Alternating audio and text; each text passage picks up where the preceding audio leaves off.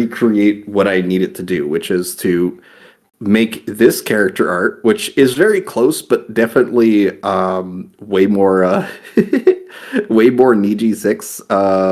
Like Sage tends to vary a lot more with Midjourney than with Nano Banana's very constrained output. So if you see here, like this is her character sheet.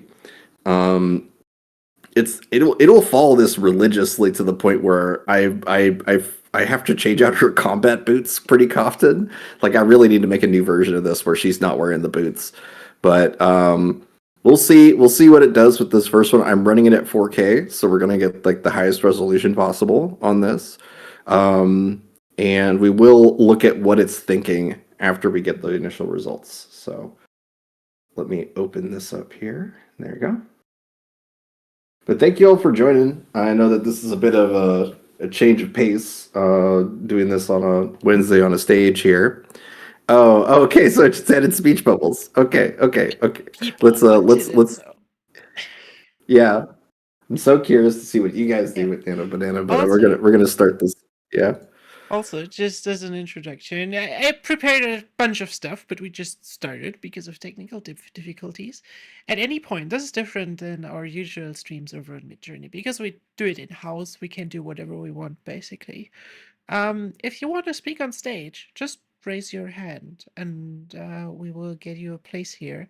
So if you have a question, you can write them in chat, of course. You can also just raise the hand and raise them in voice. If you have something to share, to show, to ask, if you have an example, please just post it. You can come on stage. We can talk about it. We can do stuff. So, yeah. Other than that, have fun. Yeah, exactly. Yeah, we really do want to get more input from you guys too when it comes to like the topics and things, the challenges, especially. Like I'm gonna start by rolling through a couple of this iterative workflow with Nano Banana, but then I'm curious to see what you get into Rhapsody. Yeah. Okay. So the main thing here is that me just phrasing it as update this panel, literally it just added speech bubbles, right? And this is something I've run into in the past too. So like it's really easy to fix actually. So we're just gonna say update the character art, again, being specific. Update Sage's character art in this panel, depicting her asleep at her desk. And also because of my constantly using Control Enter in order to send prompts, I only recently learned that you can do that in Midjourney too. So if you have a prompt, you have everything set up here. Let's just give myself a previous prompt here really quick. Just scroll on down and hit copy here. Use. If I hit Control Enter, it'll submit the prompt, but it will not remove what's on the top bar of any of the context that's there. So in terms of like easily iterating slightly different text and prompts or different parameters, just hold Control while you submit the prompt on the website, and it'll do the same thing that happens here, where it will keep your prompt in the bar. So that's handy. Let's see if it's able to update the character art here.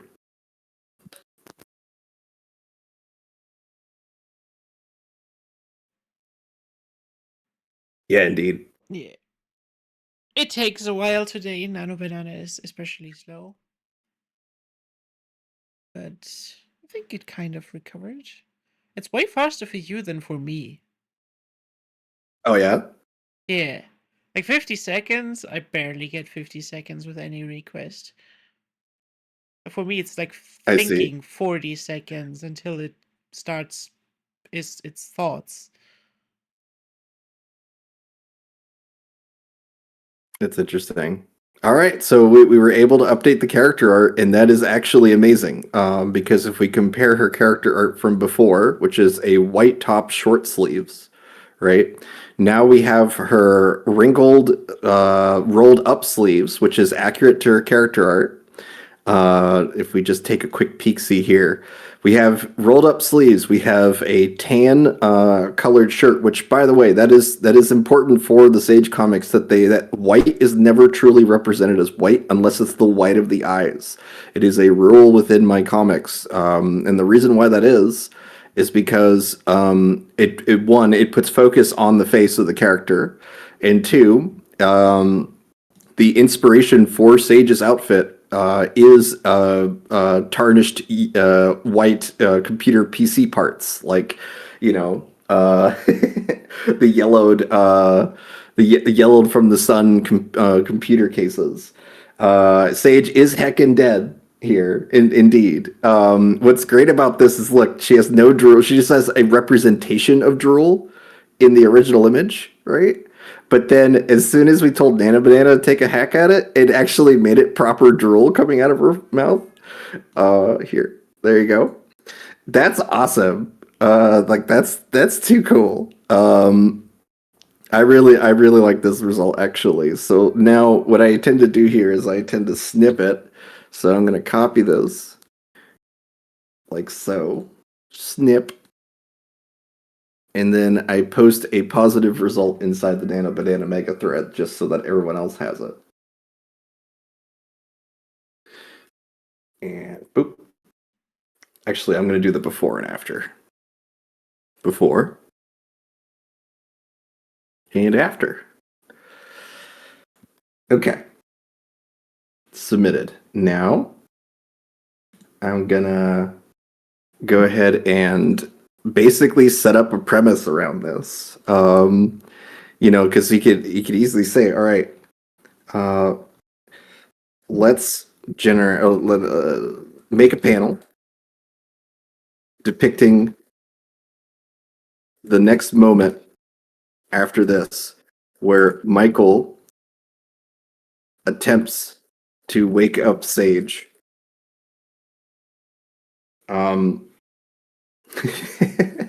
At least in my experience doing this kind of stuff, I actually really like Nano Banana's scripts that it just kind of hallucinates using my speech bubbles as some sort of inspiration. It's But surprisingly funny compared to it is ChatGPT. quite funny to kind of lean on those results in order to like guide the poses of the characters afterward, because like whatever you write in the speech bubbles is actually going to help direct the characters. So you can notice a difference if you upload a speech bubble that's blank versus uploading a speech bubble with text in it. It understands that context and tries to make it make more sense as a visual image. So you can direct it by writing stuff in your images that you're giving Nano Banana. Like, it's awesome.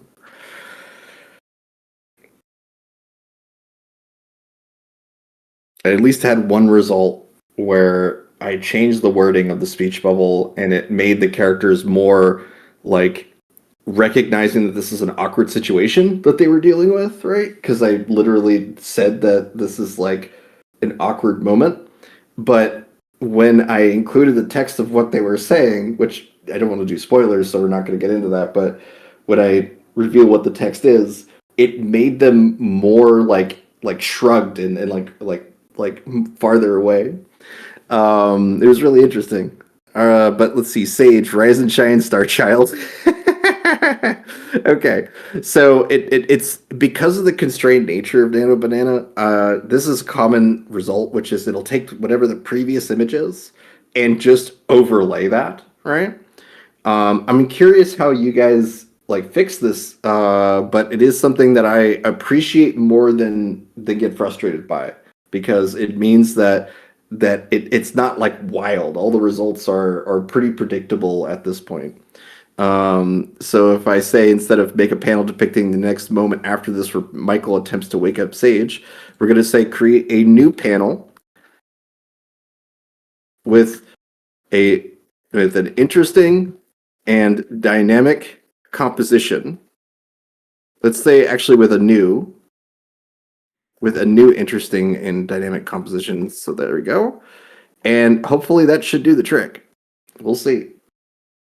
I also keep a Photoshop document open that is basically like a timeline for me, so that I can like save an image and just re-roll the result, but I do keep branches open of positive results. Basically, like I'll try to like preserve the process of an entire prompt chain if I think it's going to be valuable for me later.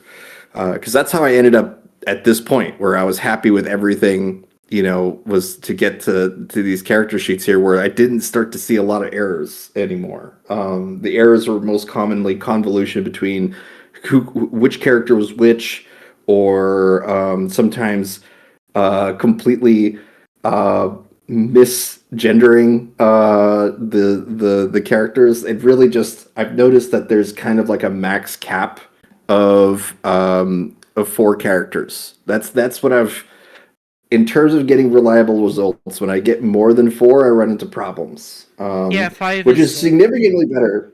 Yeah, five is the official 5 is limit. hard. Is it the official limit? Yes. But I guess that's really the limit of the thing it can do. So when you reach the limit, it's already acting up a bit. Yes, exactly. Yeah. It's not uncommon for me to get like everything is off. Like it misunderstood the concept of a new comic and literally made an entire new art style because I used the wording new comic. Yeah. Things like that.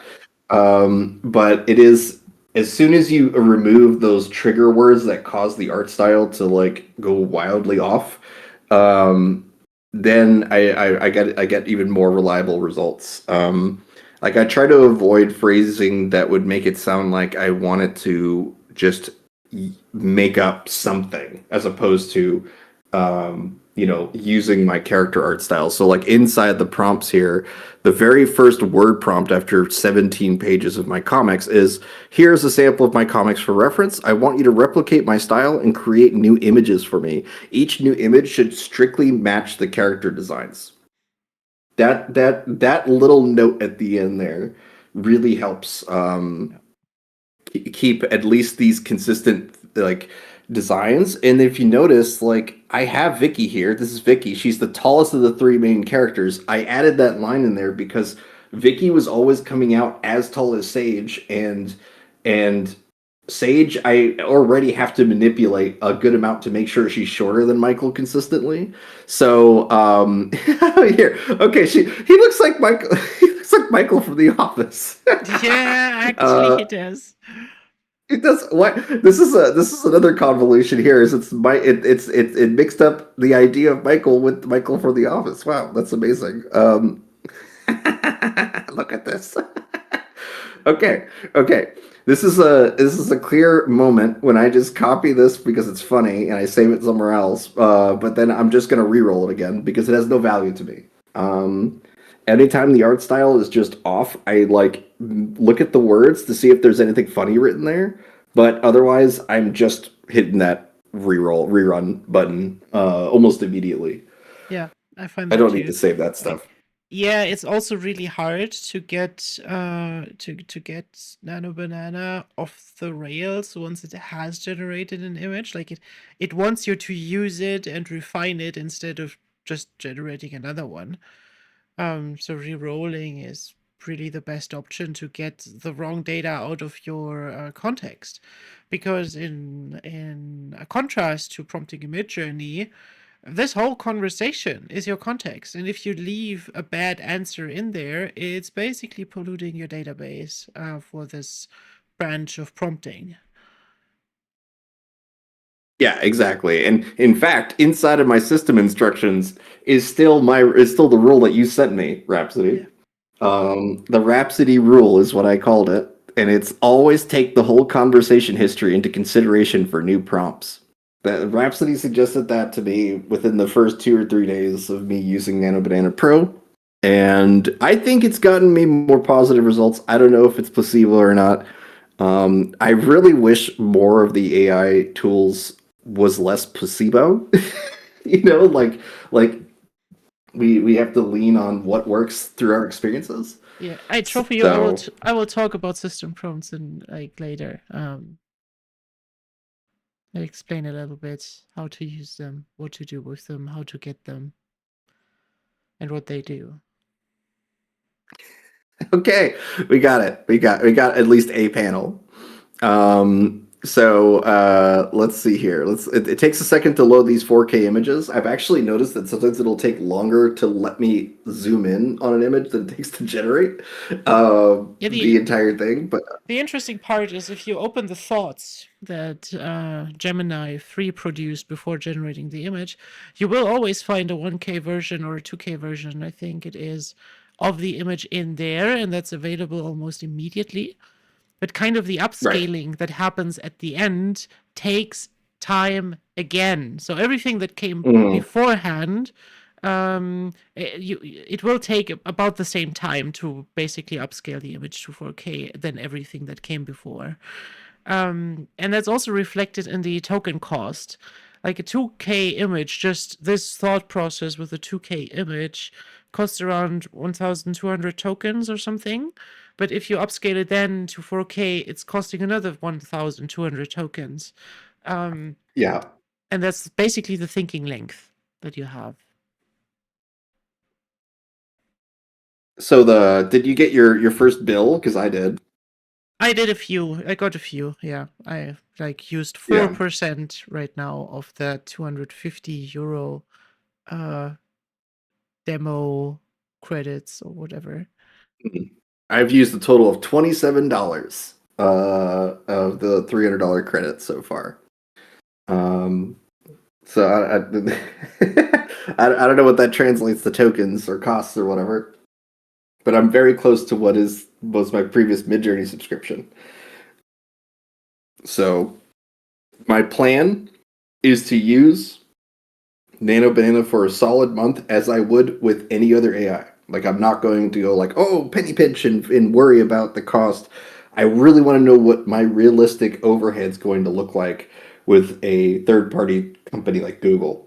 Yeah, Um, and same. and and to know like I'm just sinking that cost. So whatever 300, I know that I'm not going to break $300, but I want to make sure I don't like subconsciously start not clicking renders or not re-rolling as I would normally because I'm trying to get that money low. At least, especially since we're doing these demos and workshops and things like that too. It'll be a little skewed, but nothing too crazy. I just want to get an idea of how much my monthly is going to be, and it gives you an idea of what you guys could spend by going hard with it, like I am. So let me take the brunt for you guys. Um, but you can see the panel that we got though is pretty damn good. Sage, Rise and Shine, Sleepyhead, and it's got good motion lines. It does have way, and this I see this often with Nano Banana results that the coming at camera anime lines tends to generate whenever you ask for motion lines and stuff. The cool part about this is being able to now iterate on this. So it's like let's remove the motion lines. I'm trying to remember if there's a name for the specific motion lines that are kind of affecting like an iris around the lens of an image. But I'm just going to say let's remove the motion lines uh, and just go from there. My partner was making fun of me because I kept saying please and thank you to Nano for things. But the reality for me is that I am confirming what results are good by doing that, honestly. Like if I say that something is great, it's not going to remember that I said something was great in my previous prompt. That's not how this stuff works. But if I say that something is good, great, bad, or whatever, as I am iterating inside the same prompt chain, it gives it a form of gauging of what I really want to see inside this image. So if I really do like something, I'll say it. I'll just say, yeah, this is great. And I think it helps. I don't know if it actually does, but I think it does. Um, Yeah. At least if you provide some context to what you think is good and bad, that reinforces the thinking model to go in that direction.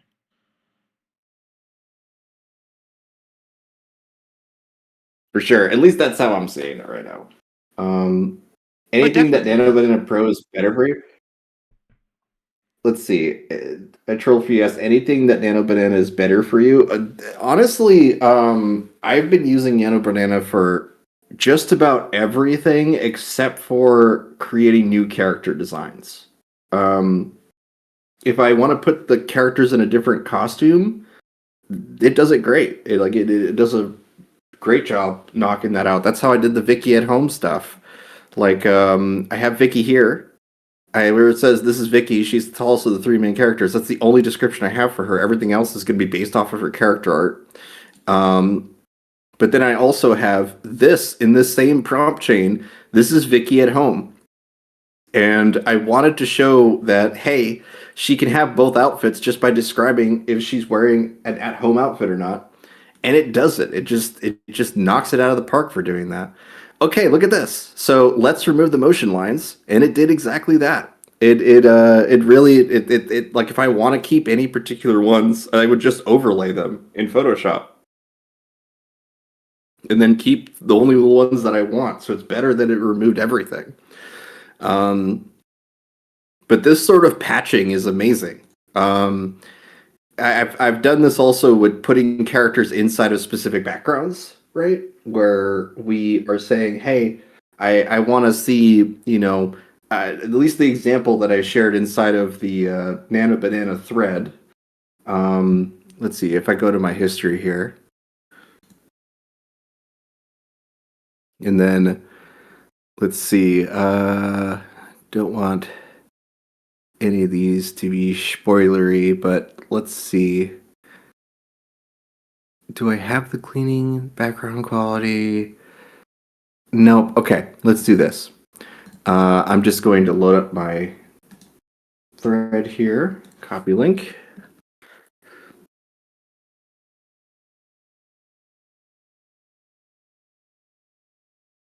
Okay. Inside of here in the Nano Banana thread is where the one I really want to show you guys. I took a result that I had, which was Vicky's apartment, and I said generate multiple images of Vicky at home doing various chores around the small apartment. There's a couple of tweaks that I had to make to get to this point. Describing it as a small apartment was important because otherwise it was making her place look like a mansion. Um, uh, and the generate multiple images at 4K, I want as much utility out of these results, so it's easier for me to say, hey, let's punch in to the second panel here and expand on that. Because if I don't have to worry about enhancement, like always having the highest quality thing, then I really shouldn't have to always like get the best image on the first go. Like I just need to get the setup. So like I really like her doing laundry on the bottom left here. I could just say punch into this bottom left panel. In fact, we can do that right now. So if I copy this image, come back over to our most recent result. I think it's this one. Nano Banana is a bit slow when it comes to loading up these previous prompts, but once we are back in business, we'll be able to get going. If you guys do not have this yet, you can get your API key by clicking here and then getting access to the $300 credits after putting in your credit card. So like you do have to give your credit card, but it will give you a good amount of credits if you sign up. So now that I have this here, remember I copied the image from earlier. I don't need that previous chain at all. I just need that image that I want to iterate off of. The non-pro version is still free. Yeah, for sure. But if I click on now branch from here, like this is something before I click on branching, I always do this. I always come up to my prompt here. Now I give it a name so that I can categorize this. I'm going to say that this is Sage asleep at her desk, new panel. It's just giving me stuff that I know that if I want to find this chain later, I can search for it rather than listing all my previous stuff. But the thing I wanted to show you guys is that here's basically my base prompt chain, like where it starts. So I hit branch from here, and that's how I preserve the history of everything I'm doing here. So we're gonna go ahead and now paste that image that I have here of Vicky. And I can see the one that I want is the third panel here. So let's punch into the third panel. Make me a full page, one Oh, let's do a one panel. A one panel and one. Is it and one? No, it's a one. Okay, that's English is annoying. Make a one panel, full page version of panel 3. Okay, and just like I did with previous versions of Nano Banana, right? I am reiterating what I want in two different ways. I am saying third, like the word third, THIRD, and then I'm saying panel 3 to just really reiterate which one I want without there being some sort of convolution or confusion from the language. Um, if this still doesn't work, then I go ahead and describe what I want to see in the image, like to basically describe what's inside the third panel there. So I'm just going to submit this. Um, the thing is that like especially like I might need to say that that's Vicky in there, even though it should recognize that it's Vicky. I might need to go back and include some new, like maybe a punch in of just that panel. But I think this is good. I think this will work. We'll see what we get. And then if you don't mind, Raps, I'll hand it over to you after we get this result here. I'm going to do some basic explaining.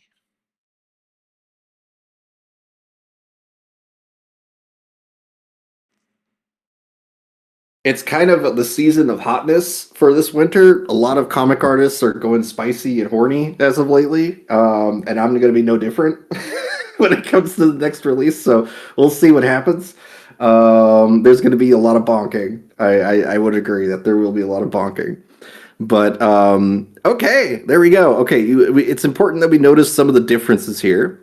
First off is that the background. The background has some pretty key differences. It's showing it from a slightly different angle because this angle is actually a mirror version of what's up here or what the background is normally. So it kind of took that and went, I don't know which direction you want here. So I'm just going to start adding random stuff. This is where it gets really, really interesting to me because we do have this panel version of it here.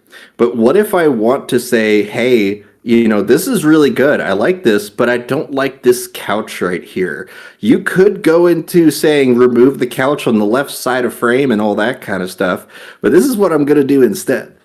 I'm going to snip it like so, little snip here.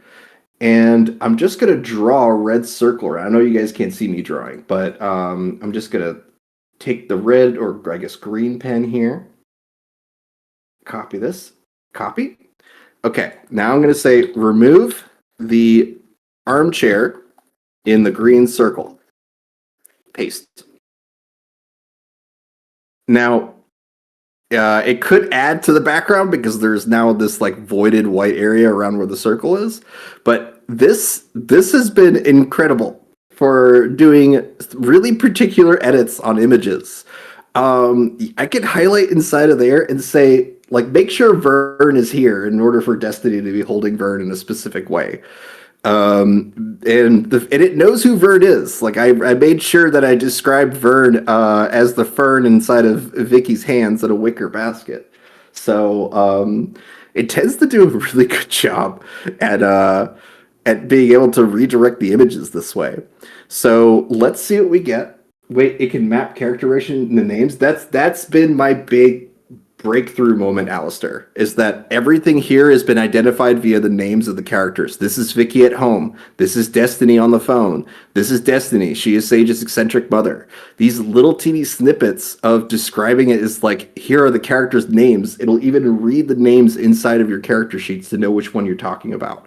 So let's see what this do. Let's see if it actually did what it did, because sometimes it just doesn't do it. We'll have to see.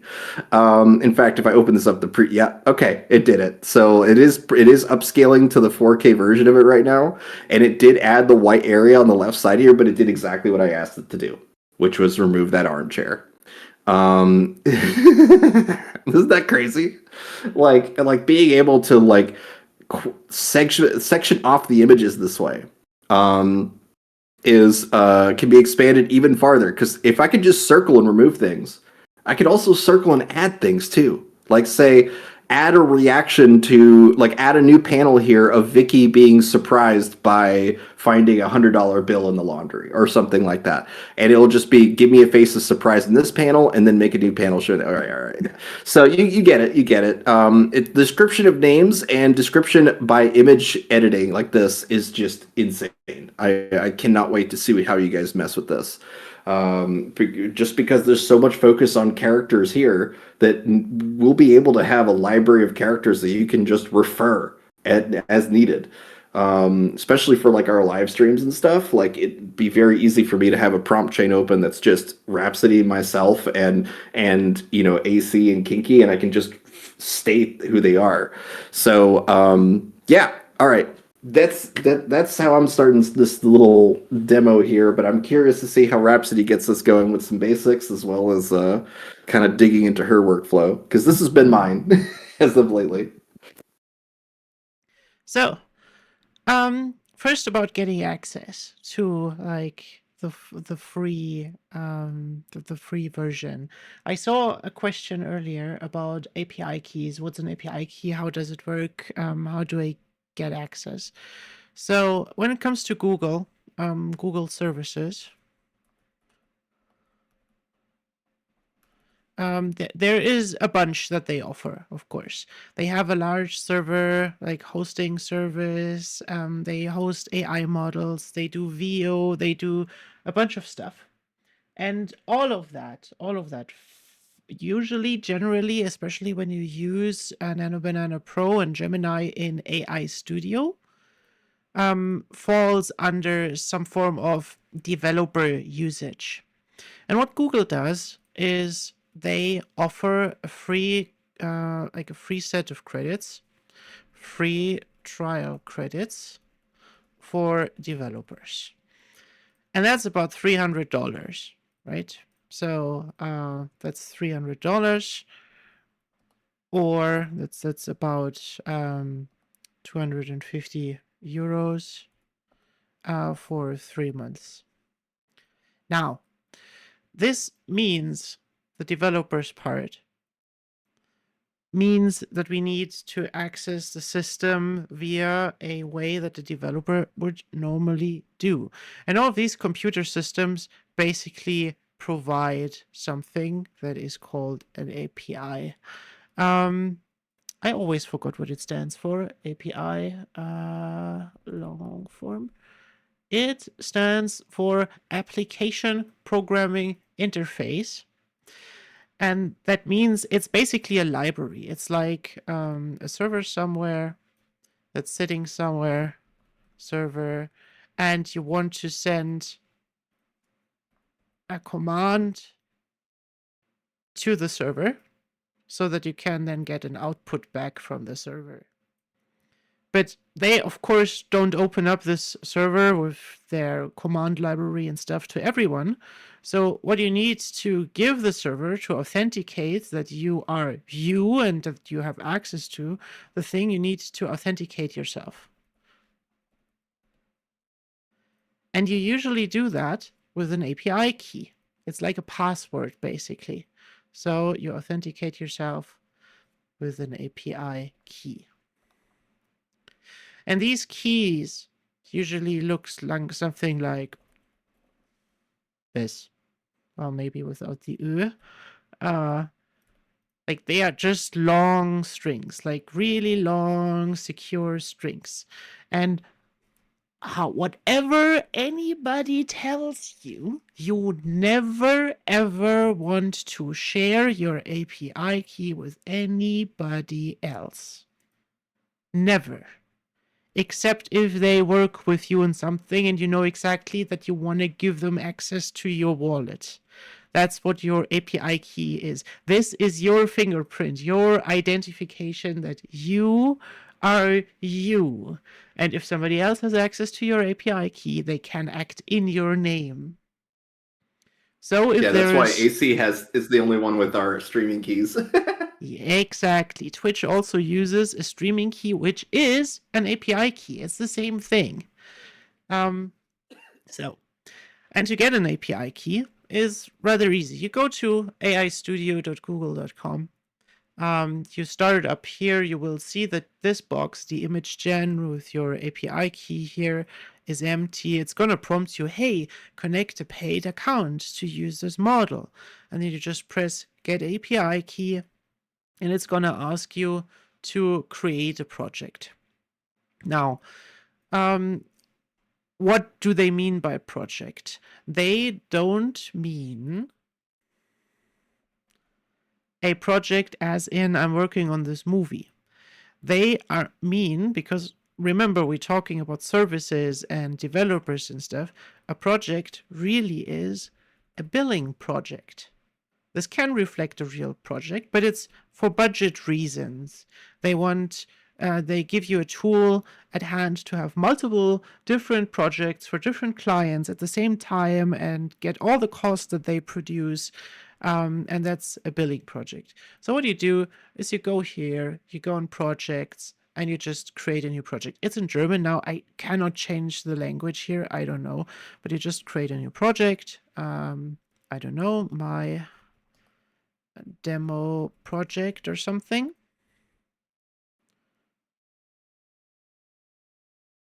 It's going to take a while. And now I have a project. It's this one. And it has 0 keys at the moment. And it wants me to add my credit card details here. So I can go in here and I can say create an API key up here. And then I just give it a name, test key, and I create a name. And now I have my API key here. And if we look at this, and yes, I'm showing it to you, this is the API key. It just looks like I told you guys. It's connected to a project number, and so on and so forth. Now, I'm going to delete this again now that I showed it. So it's invalid now, and people cannot use it anymore. But yeah, after you did this, you can also go for safety if you want to. If we're going to go back to the other project, my general image gen project here, I'm going to go to view billing, and then I'm going to open this in the cloud console. And the Google Cloud Console is basically a console for all your billing stuff and for your projects and things. And here you get the reports. This is also where you will get your free credits. Like you need to open the console, and it's going to prompt you at the beginning for like, hey, get this free amount of credits, which you can see here is 257 euros or $300. And it has an end date for me on the 19th February because it runs for 3 months. So whatever happens first, you either run out of time or you run out of money, and then the trial period ends. But until then, you can do pretty much anything with this. You could even buy a server or start up a server. And if you later want to use it more, if you want to continue using it and actually paying for what you're using, you can go to budgets and alerts here. And then just create a budget, like here. You just type in, I want a budget and I want experimental budget. It should be monthly. And then I assign it to a project. I cannot assign it to this one because I already have a budget for this. Let's go back to my budget. I set my budget here for my project to be 30 euros a month. And I said, hey, give me alerts at 50%, at 90%, and at 100%. And then Google will just send you emails and tell you, hey, you reached your budget, whatever. And so far, I apparently used 10 euros in a few days. So that's about how to get access and how to get the API key. Any questions about that? Yeah, and I will add that depending on how you use Nano Banana, will be depicting its cost much more literally Yes. than with Midjourney, right? Um, this is one of the reasons why fast hours and relaxed modes exist, is because they didn't want these logistics having to be on the customer side, and have it instead be, in a subscription model. Um, it's a lot of micromanaging, I feel like, for the average person. But when it comes to actually having control over how much money you're going to spend, this is so much better. Because you're able to not just set a budget and stuff, but you're able to expand on what those investments can be used for. Like Rhapsody said, you can start a server or do other things within Yeah. the developer space. But I feel like there will be a consumer version of this eventually. Anyone Anyone also hearing else echo? having echo? Hmm. Mute the stream. Just mute my mute the screen transfer. Yeah, yeah. Sorry about that. It really just comes down to our streaming setups are really kind of built for being like in-camera experiences, and Yeah. when we do the share stuff, it sometimes can have overlaps like this. Yeah. Um, If we would stream to Twitch, it would be super easy, but with Discord, it's like 3 levels more difficult to do it that way. So, and also usually, like Victor is a streaming person, I'm just providing a camera. Now it's kind of vice versa because I'm also recording. So things are difficult. We will get better over time. we're doing a bit of juggling. It's all good. It's all Yeah. good. So, But yeah, yep. I'm curious to see what you guys want us to do next when it comes to the stuff that we've shown you guys already. I'm curious to see some of the stuff you've done, Rhapsody, Yeah, yeah. with Nano I Banana. will continue. I will continue. Perfect. So, first off, are there any more questions about API keys and how to get access to this thing or not? Last time I'm asking. If I don't see any questions or a hand or something within 10 seconds, I'm gonna continue this. Nope. Great. Nope, you're great. Perfect. Amazing. So then let's talk about Nano Bananas, how Nano Banana works, and what are all these settings here. So, the first thing you can see in AI Studio is in the top right section a model selection. So you have access to more models, of course, than Nano Banana Pro. It usually um, it usually defaults to Gemini 3 Pro Preview, which is the reasoning model, like the talking model. And this Gemini 3 Pro Preview model is also included as the reasoning model into Nano Banana Pro. Also, you see, if you hover here, you see some information about the pricing. Like API pricing is per 1 million tokens. Usage in AI Studio UI is free of charge when no API key is selected, so you can use Gemini 3 Pro Preview for free. With Nano Banana Pro, we see input $2, output $12. That is per 1 million tokens. And as I said, a 2K image is using about 1,200 tokens, and a 4K image is using about the double that, 2,400 tokens. So if we do 1 million tokens, 1 million by 2,400, so that's 416 images for $12. So if we part that again by 12, that's 34 4K images for $1 of output, not input, output. Um,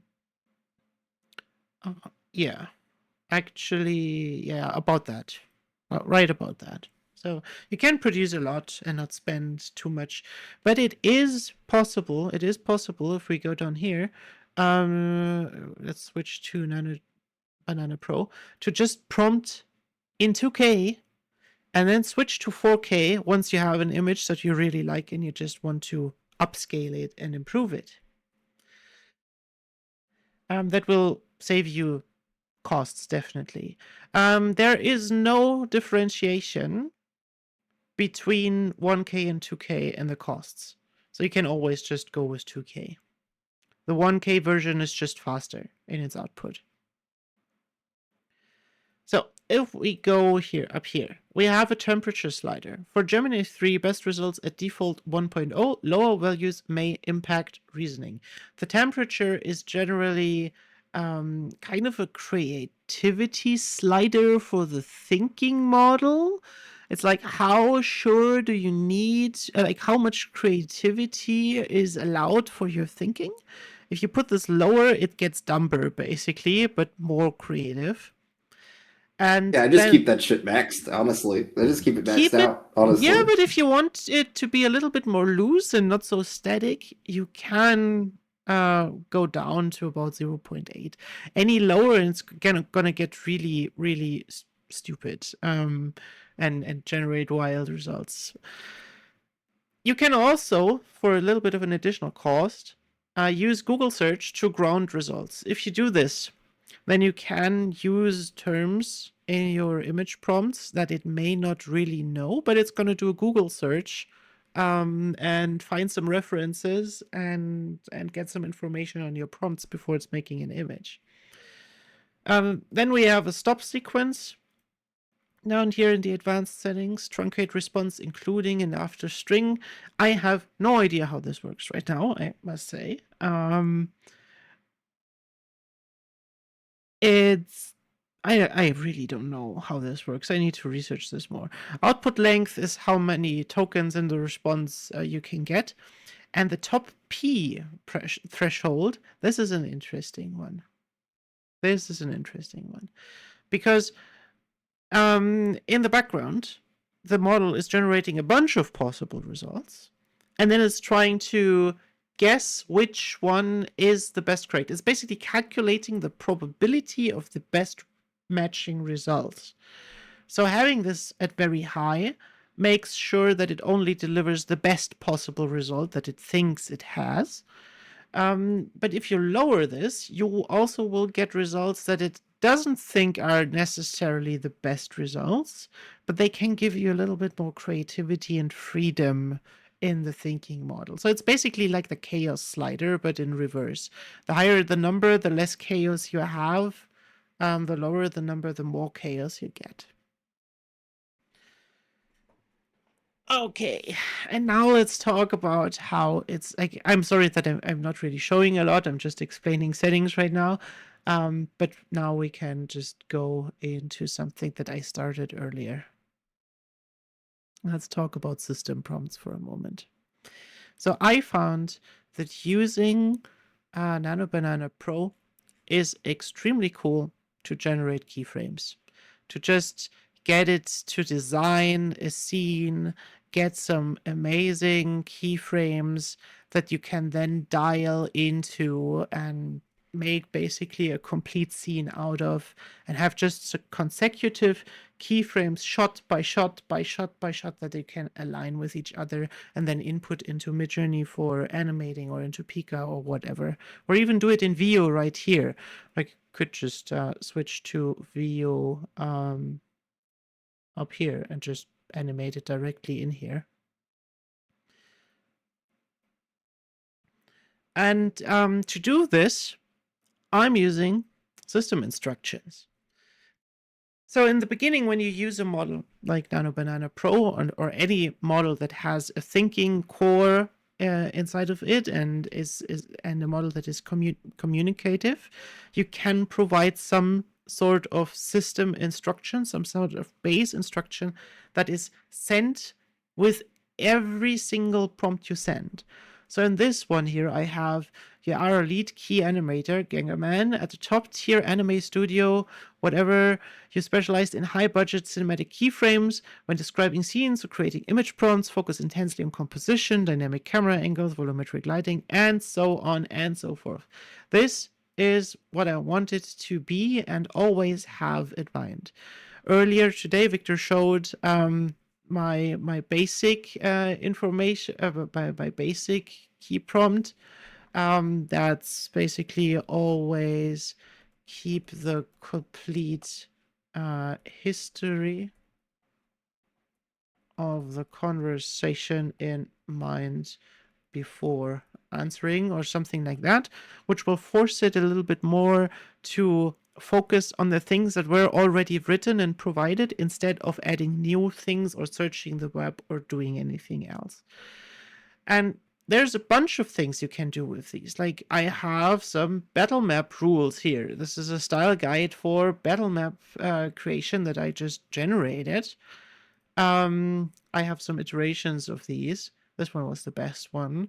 Mandatory perspective, the no isometric rule, camera angle, strict 90-degree vertical top-down view, orthographic projection, plan view. Like, this is a prompt I used in general, and also a negative thing for what not to do.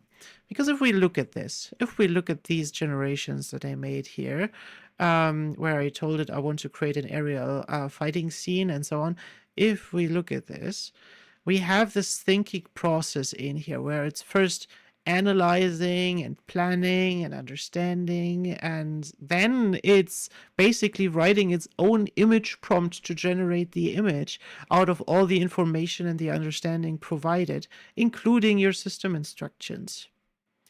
So, planning the area, I'm currently focused on the framework for an aerial combat sequence. I'm breaking the fight down into 3 key moments to establish the flow of action.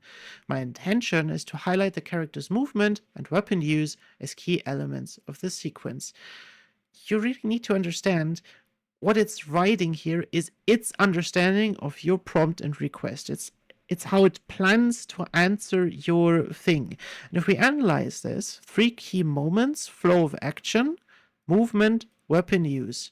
So if we look at this, we have 4 moments, of course, because it's 4 images. But like this and this is more like one moment. We see the weapon use, which is emphasized here. We see the aerial combat, so that's what it does. And it will keep this in memory for the rest of the conversation.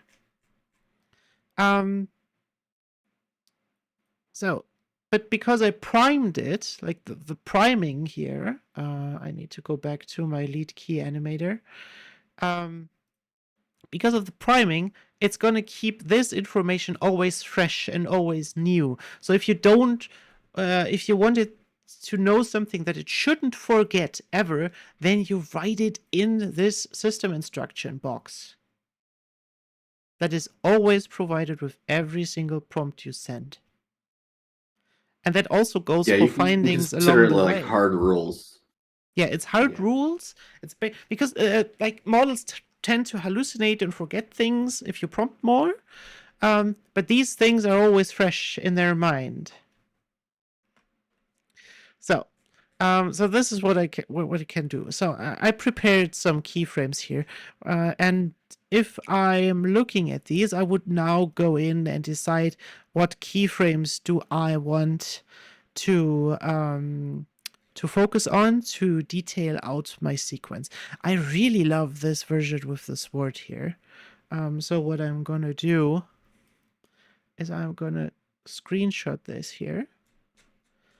And I'm just gonna provide this here and write, I really like this intense scene. It feels to me as she is blocking some of the black violet projectiles from the demon she is fighting against. I now want to improve on this keyframe and generate more keyframes detailing the exact movement and sequence of animation for this one moment. It's not the best English, but it will understand it anyways. What I wanted to take is this image. I want it to be upscaled. I want more images step by step by step to get basically start and end frames to do an animation. So please first improve this image. And then later we will generate more frames continuing this shot. And that's what I'm going to run. So in the beginning, you always have a process called seeding when you generate with these models. In Midjourney, you also have kind of seeding, which is basically when you go into the create tab and tell Midjourney I want this prompt, and this is my reference image, and this is my mood board, and so on and so forth. Putting together this prompt is your seeding process.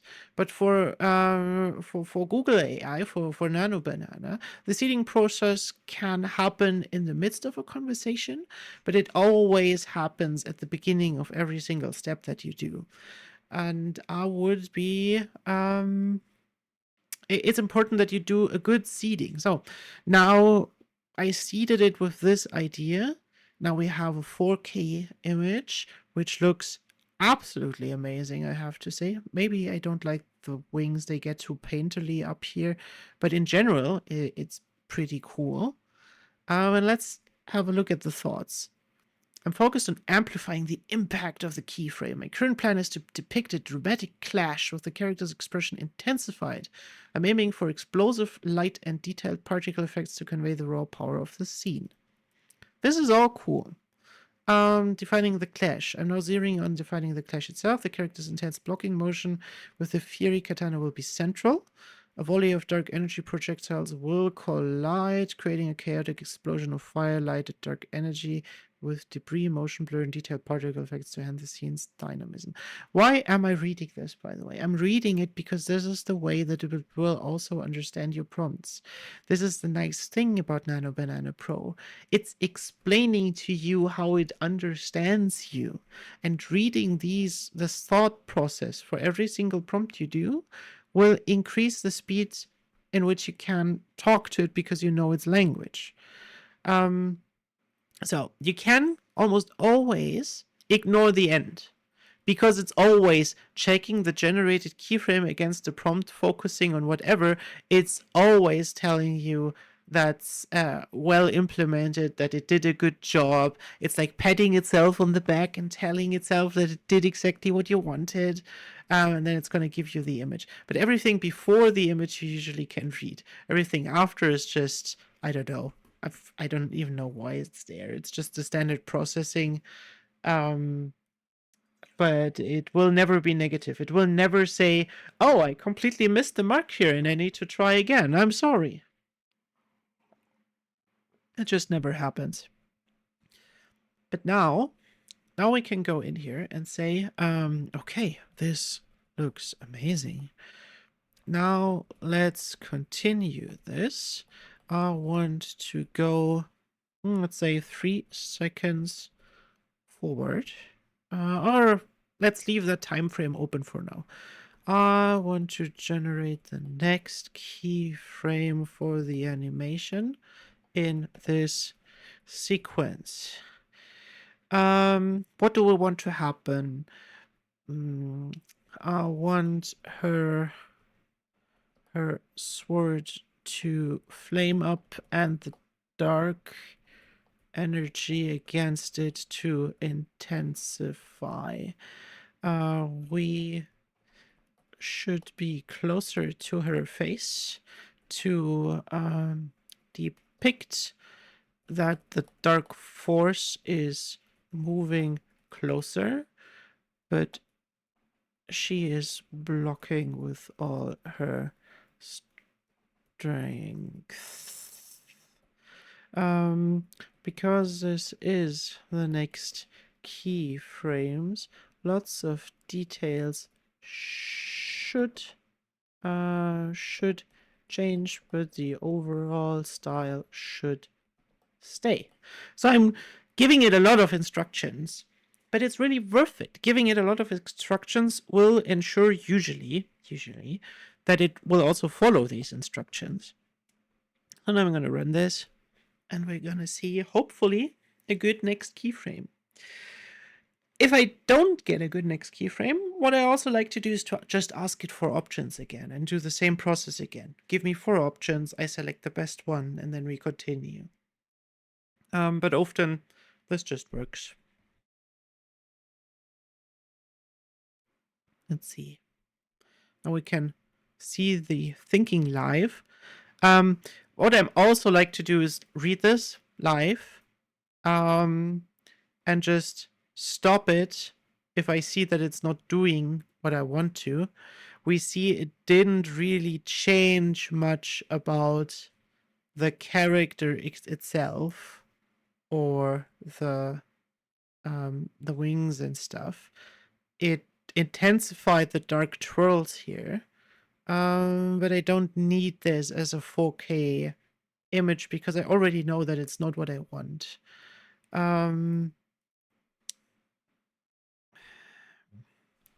This is always a hard part, because now I need to.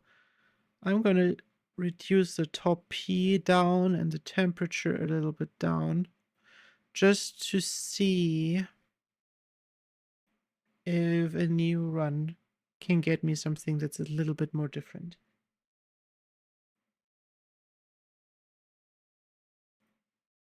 You guys posting there? Gnarly Workshop Banana Edition, Brainstorm, Peel Designs, Banana Durability Tests, Slip Hazard Protocols, Snack Break.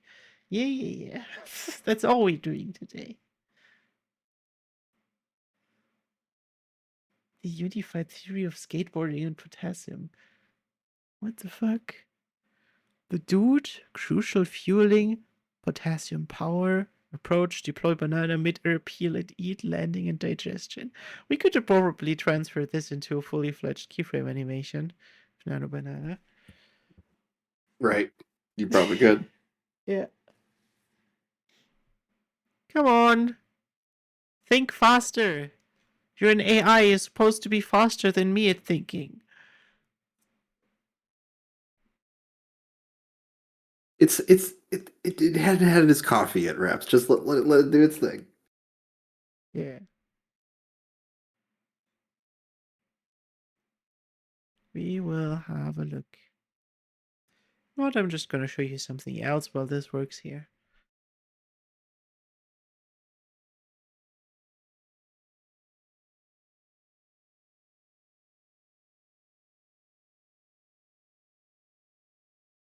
Yeah, okay, it's gonna take forever.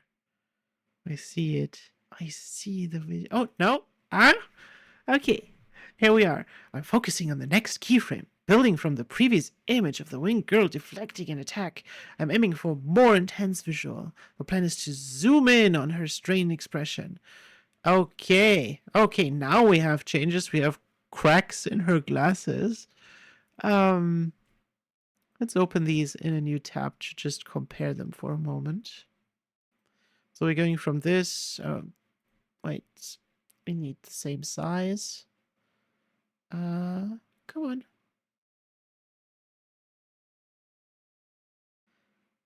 The image appears to meet all criteria, which allow me to finalize the results. Yeah, of course. Finalize it.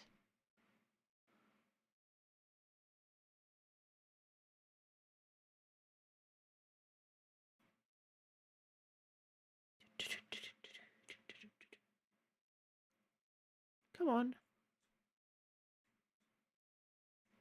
Yeah, this is usually way too slow for me. So what I'm just gonna do is I'm going in here and in here, and now I have little versions.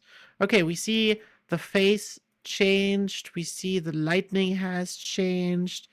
But nothing about her posture, the wings, the hair has changed. But we can iterate on this. I can say, in general, the particle effects are good, but for an animation, there is too little movement between the keyframes. Please move her hair as if it is waving in the wind. The sword should her hands should be further down in the image, and the sword pointing at 2 o'clock. Also punch in on that image. I just want this area. And what I'm now going to do is I'm just going to use my snipping tool and tell it I just want this. We want to be a little bit closer. And then we're going to run it again.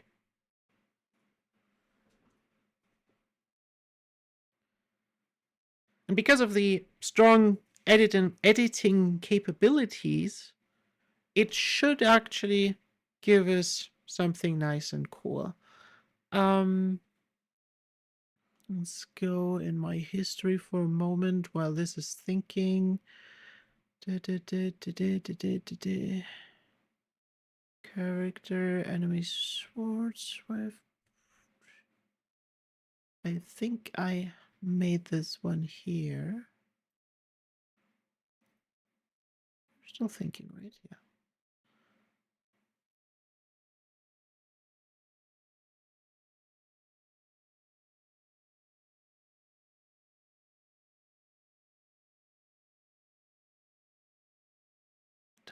Come on, why is it so slow? Everything is slow now. Everything is slow now.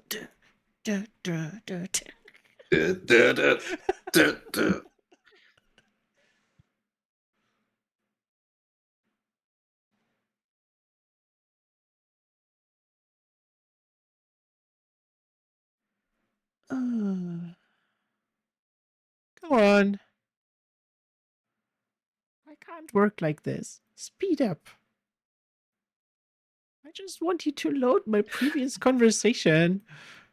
It can't be that hard. It's one of the Yeah, it's one of the reasons why working with Midjourney directly has been so important for us. Oh, yeah. Um, it just gives us that immediate feedback of why things are going and also efficiency of doing demos. Like, I think we should probably reach out to Google, um, just to see if they would like any gnarly related services, Oh, yeah, that would be and get us cool, some funding for actually. projects.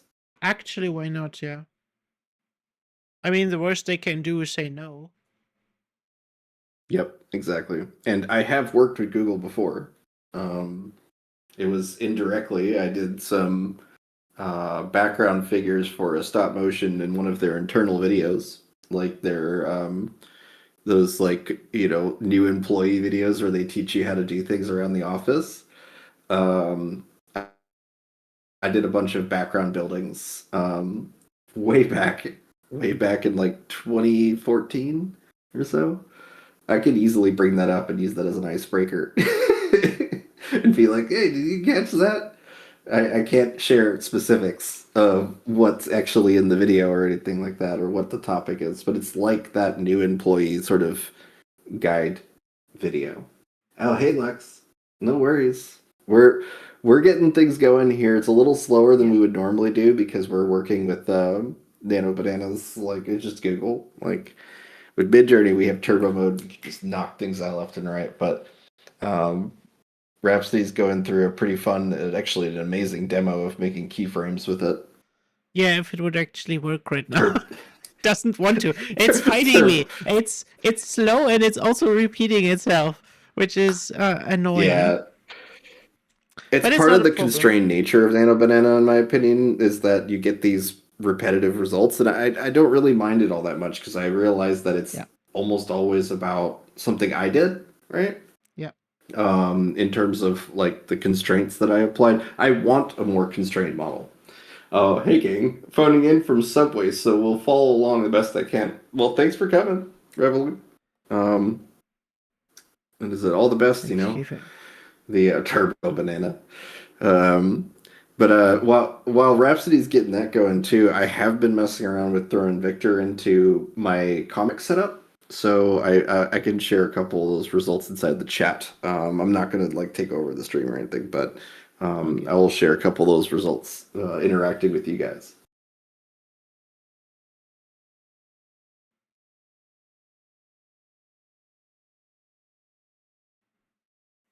So I didn't like what it produced here because it's basically the same image all over again. So I stopped its thought process because it even came to the upscaling to 4K. But I'm leaving this in here because the thoughts are good. I just prompted it, okay, now continue to the next keyframe, continue the sequence of the impact, give me a few options as next results.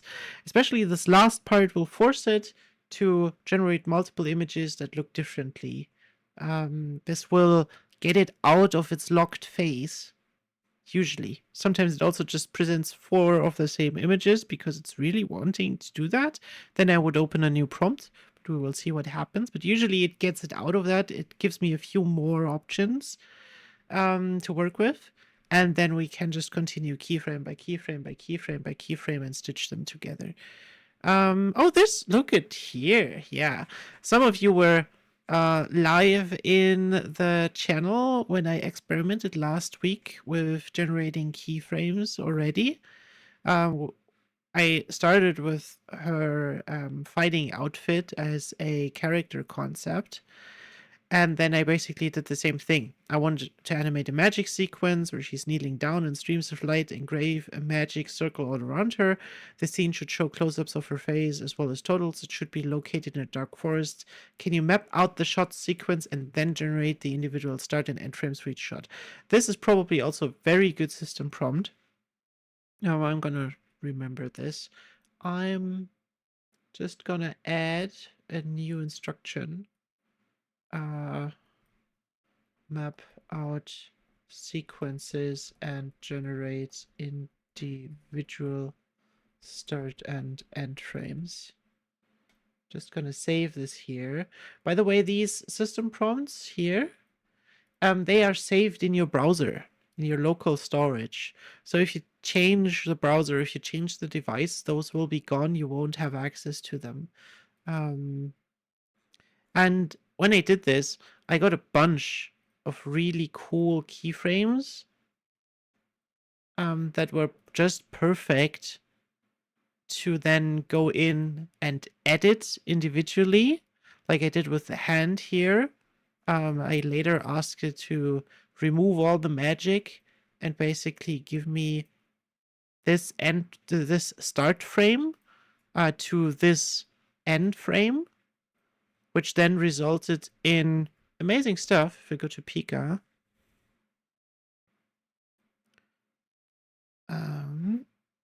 and we go in here into reprompting, you will see that down here, once it loads, I inputted like both of them a start and end frame. And the results are really cool, no matter what I do. Even in Midjourney, it also looks amazing. And that's basically the process we want to get to. Also with this here. But this is also just thinking like crazy and forever now. But if you find keyframes with this process, and you need start and end frames for your shot from these keyframes, from this generate me 4 options thing, then you can easily use Nano Banana to edit them to get a start frame and an end frame. Like, I have her over here with closed eyes, I go to slightly open eyes, and later I go to fully open eyes with a magical glow around her. And that's enough to just have this looking down, closing the eyes, and then boom, opening the eye and burning with energy type of scene.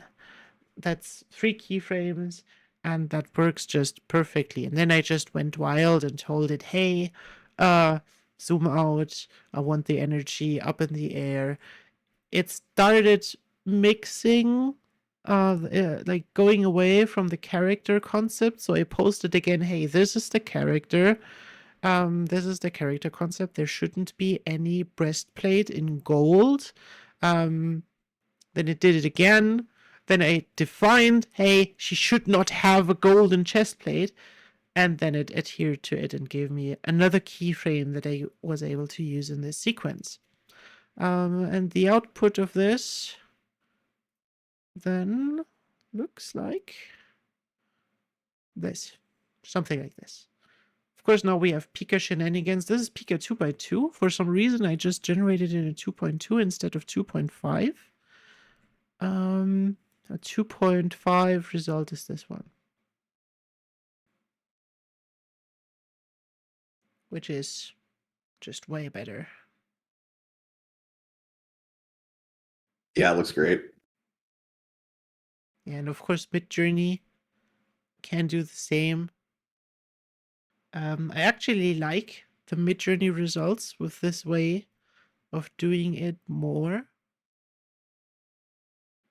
because it's more creative when it comes to movement, and it sticks to the style way better.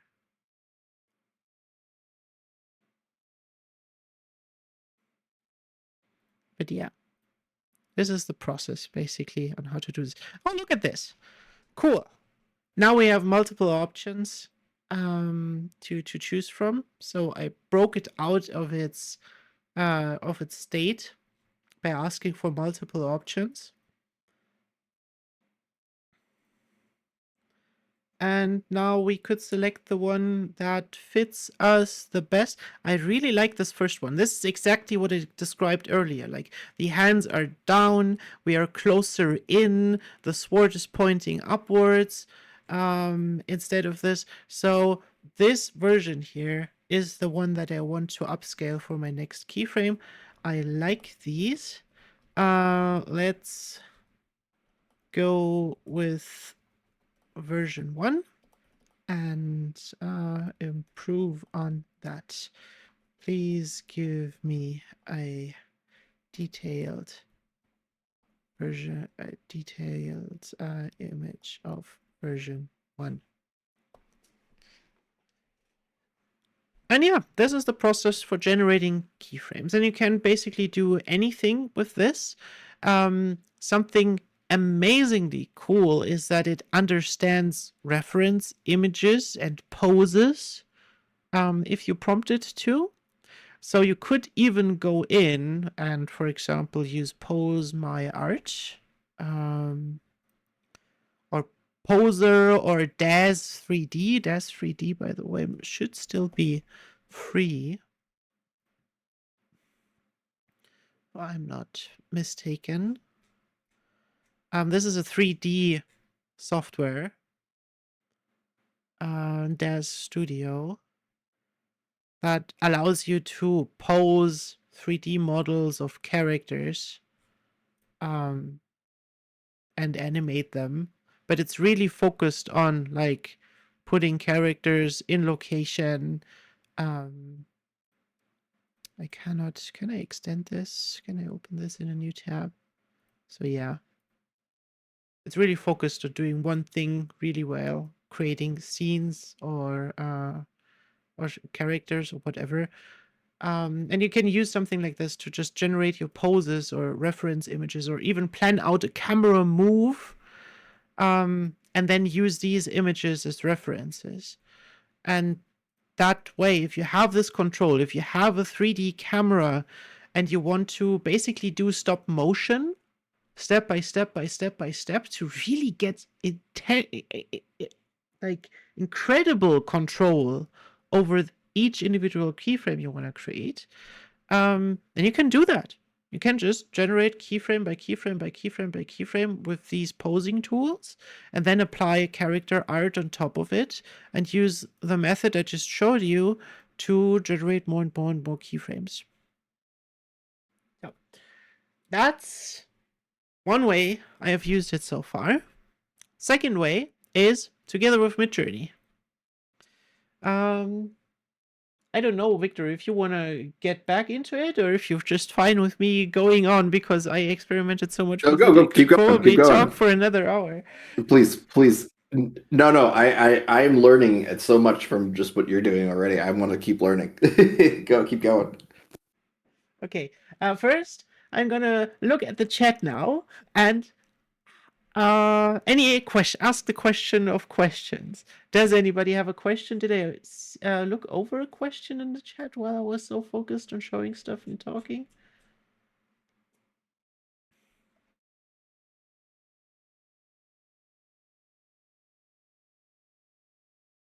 Not yet, Raps. Okay, I'm gonna give you 10 more seconds and just take a sip of my drink.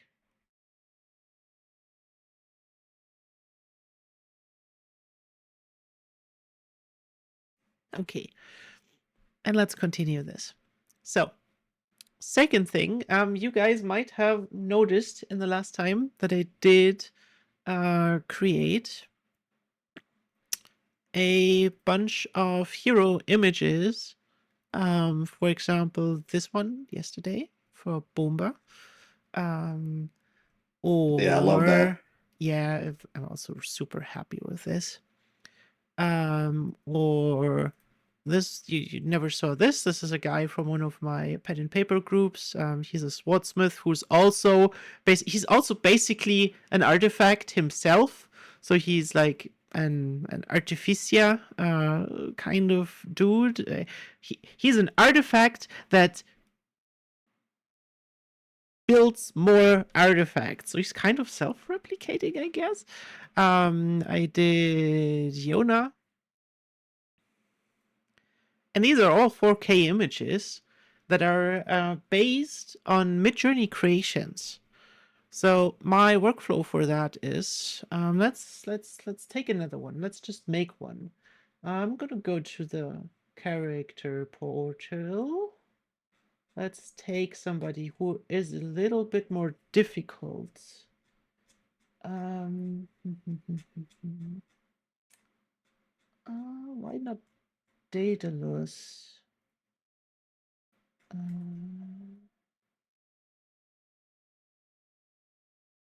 Euclid and Daedalus. Where are they? Here they are. Do we have some character terminals? No. Copy image, but we can just take them.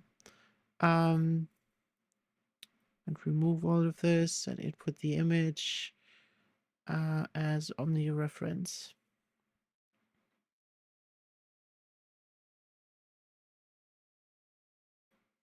So these are Euclid and Daedalus. Those are characters from Zero posted to our character portal, and I love them, but I always had a hard time of prompting them in the past.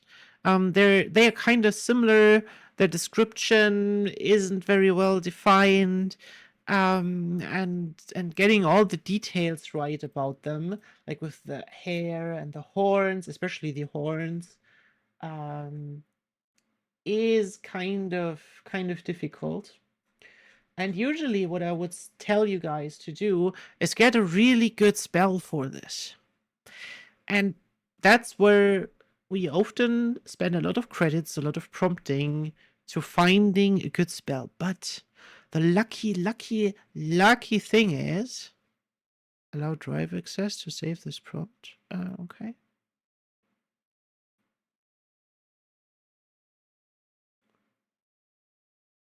Okay. Oh, this is looking great. Look at these details. This is crazy. Luckily, let's go back to this. We have access to Gemini 3 Pro Preview, which has Google search, which I'm going to enable. I'm just going to paste this image. And it is incredibly good at creating spells. If I tell it, describe these two characters. They are brothers. No, I'm not going to define anything. Individually as two Midjourney prompts. I only need character details, not the art style. And I'm going to run this.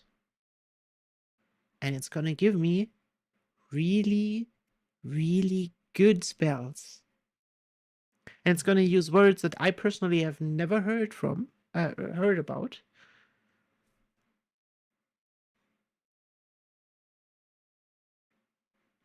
But I tried this a bunch, and it's working really well. For example, let's go with Daedalus. A young tiefling woman with curled ribbed ram horns protruding from her head. Okay, I see.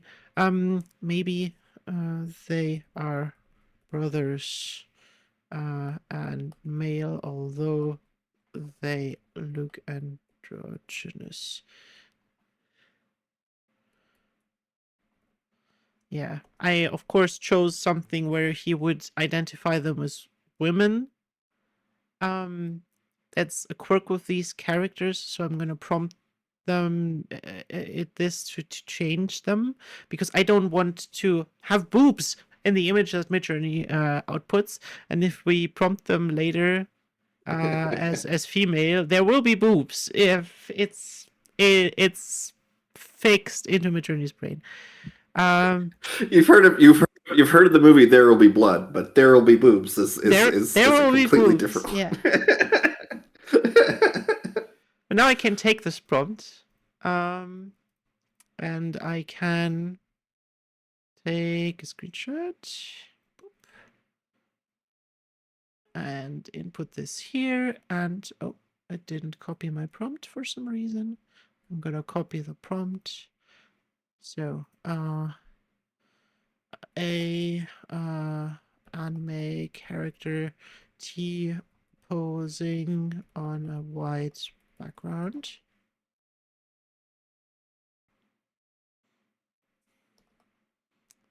AR16 by 10. And I'm gonna activate my personal hero shot profile, which basically is made out of all the other hero shot creations that I made so far. Oops. And now we're just gonna let it run a bit. Do we have a character turnaround of them? We do. So we have a reference sheet here with some poses and faces and stuff that we can also input into Nano Banana. But now I'm just gonna have a look at them. This is probably way too much Omni weight. No, it's just 25.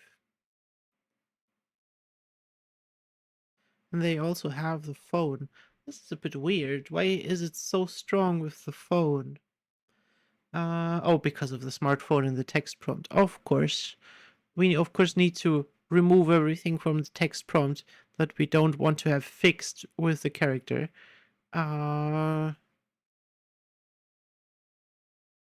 He has heterochromia. He wears dark light rockstar clothing, multiple buckles, warm hands, one gold hoop earring. Yes. Full body character reference. Character T posing on a white background. That's not actually what I want. I actually just want an amazing image of them, right? I don't want to do a full character turnaround. I mean, we could. We could, in theory, just go in here and give Midjourney the not Midjourney, Gemini the references and do a character reference sheet, but we already have that. So I'm just gonna create a nice image. What do we want them to actually do? No, not edit. Prompt. Holding black smartphone. Nope, we're gonna take this out. He is, I don't know, what is he doing? He is climbing up a cliff on a mountain. We look top down at the character. Behind him, we see the vast and wide what's it called?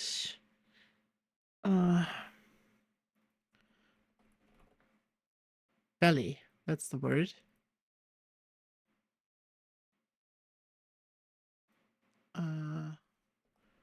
Valley, and a river glimmering in sunset. That's the image I want.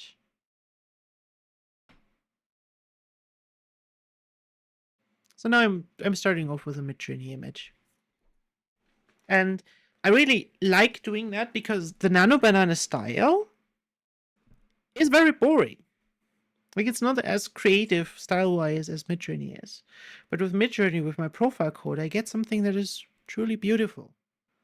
I already see that I have some problems here. He's climbing up a cliff on a mountain. His arm and hand is stretched forward towards the camera. Character. So let's try this again. I really want something where he's reaching out and hanging onto the cliffside.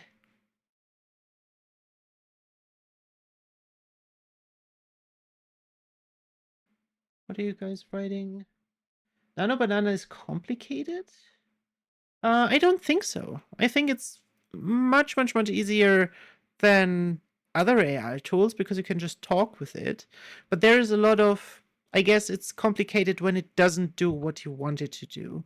You need to understand how to get out of its strict behavior sometimes. And yeah. Oh yeah, this is for example is good. We have some boobs here, kind of, which is fine, but this is more than good enough for me to go over to Nano Banana and just start the next results. So now I'm gonna seed Nano Banana again. I'm gonna copy the character turnaround here. I'm also gonna copy the original. Does it kopieren? The original image. No. Copy image. Paste. Yeah. I want you to remember this character. I will send you an image later with them, and we need to refine, change that image to produce a better result.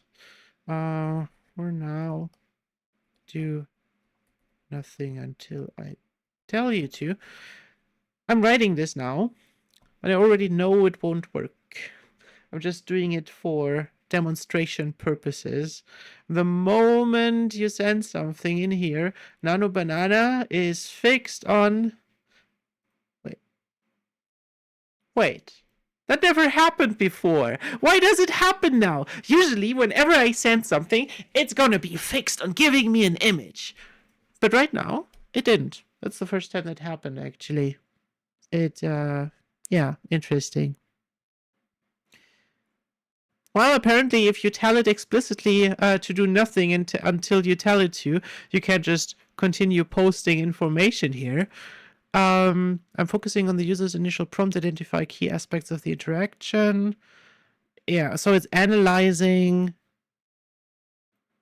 I've grasped the user's intent to thoroughly memorize the provided character from the reference and close-up images. My current priority is internalizing all character specifics. Okay, it's just doing a bunch of blah blah and waiting for stuff. So now I'm gonna go in, I'm gonna grab this image, copy image, I'm gonna post it. Why didn't it? Copy image. Close. And post. So this is the concept of the image. Here is a Mid-Journey prompt that it was generated with. Just gonna give it all the information that I already have. Copy. Paste. I'm gonna do this in quote. We don't need quotes. Actually, why not? Let's do it like this. We separate it. While the image is good and the art style should not change, I feel like we do not really see him in a climbing pose, and the character details from the examples I provided earlier are not really there. Please generate an improved version of this image where we see the cliff at the bottom of the image better. We get a better sense of the verticality and depth, but keep the general art style the same. And now I'm a little bit scared that it will again just give me one version of the same image. It will just give me the same thing again. Please generate two options for me. I'm gonna immediately go to 4K, and I'm gonna go up to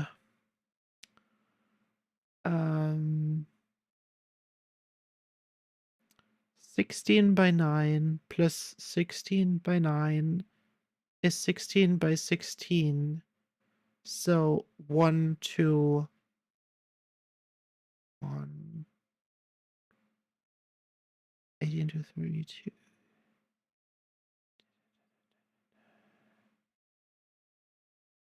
I'm having a math problem in my head right now.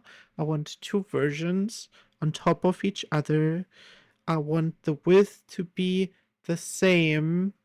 So we're keeping the 16, but we're doubling the 9. So it would be 18 by 16, which is not possible, but it's almost 1-to-1. So I'm just going to go with 1-to-1.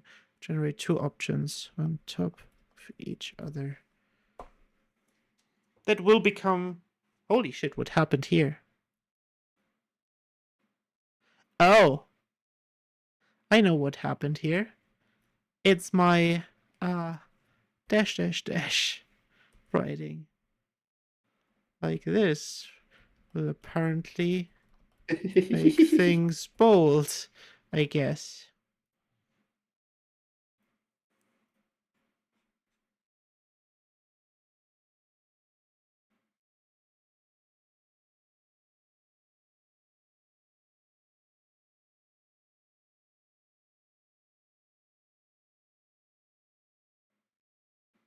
Questions? I've just been making comics with people that are in the chat. What's right? Oh, reps, I'll never get in your bad books, though? What does that mean? I don't know what you...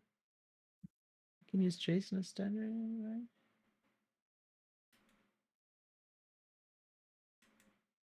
I don't know what you're talking... What you meant, Jers. I think I missed the moment. But look at this. Look at this.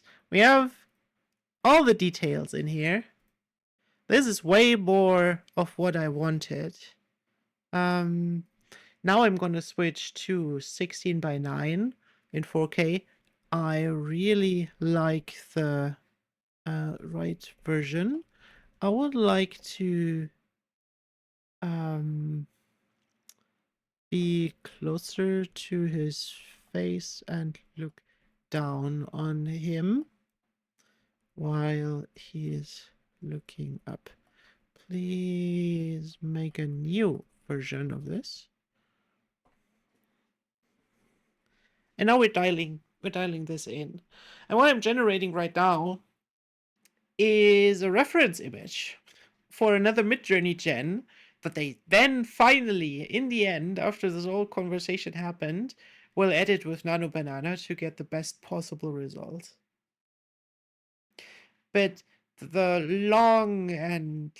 very long and time-consuming steps that we used to have in Midjourney to generate inputs that are as close to what we want for further generations can be cut like crazy with Nano Banana.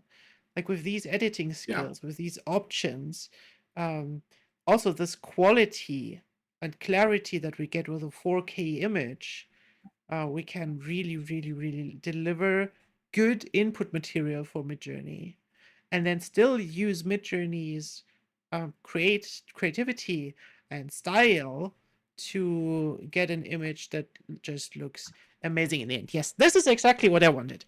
This is something that I wanted. This is good. This is the perspective, the character, everything. And now I can just go back to Midjourney. I can go in here. I can... Oh, if the image is too big, it's bigger than 10 megabytes. So I'm just gonna be... I'm just gonna take the 2K version here for Midjourney. What I could also do is just screenshot it again. Yeah, I'm gonna take this and I'm gonna keep the Omni reference going. I'm also gonna mix in this image just as a test and gonna send it. I'm always too fast with submitting. Prompt. Then I'm gonna also take this out and send again. And just generate another one.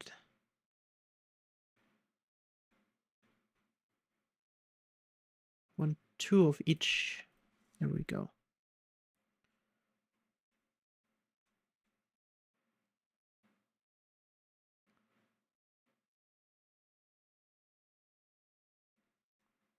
Now we just wait for some results and pick the best one.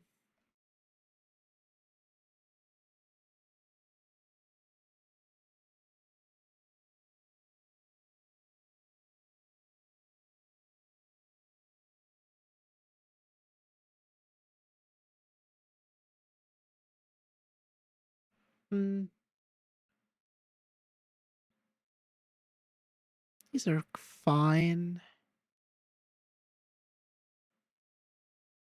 But it really loses the depth. This is great. They just climbed up here and are hanging on. This is a good one. I like this. I'm going to upscale this creatively to get the best possible result that I can then transfer over into Nano Banana to fix all the details. I could increase the image weight.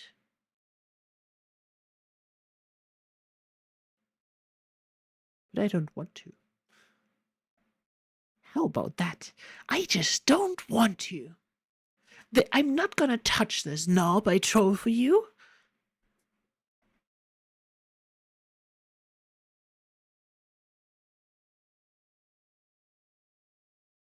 Wait, there's a comic about me.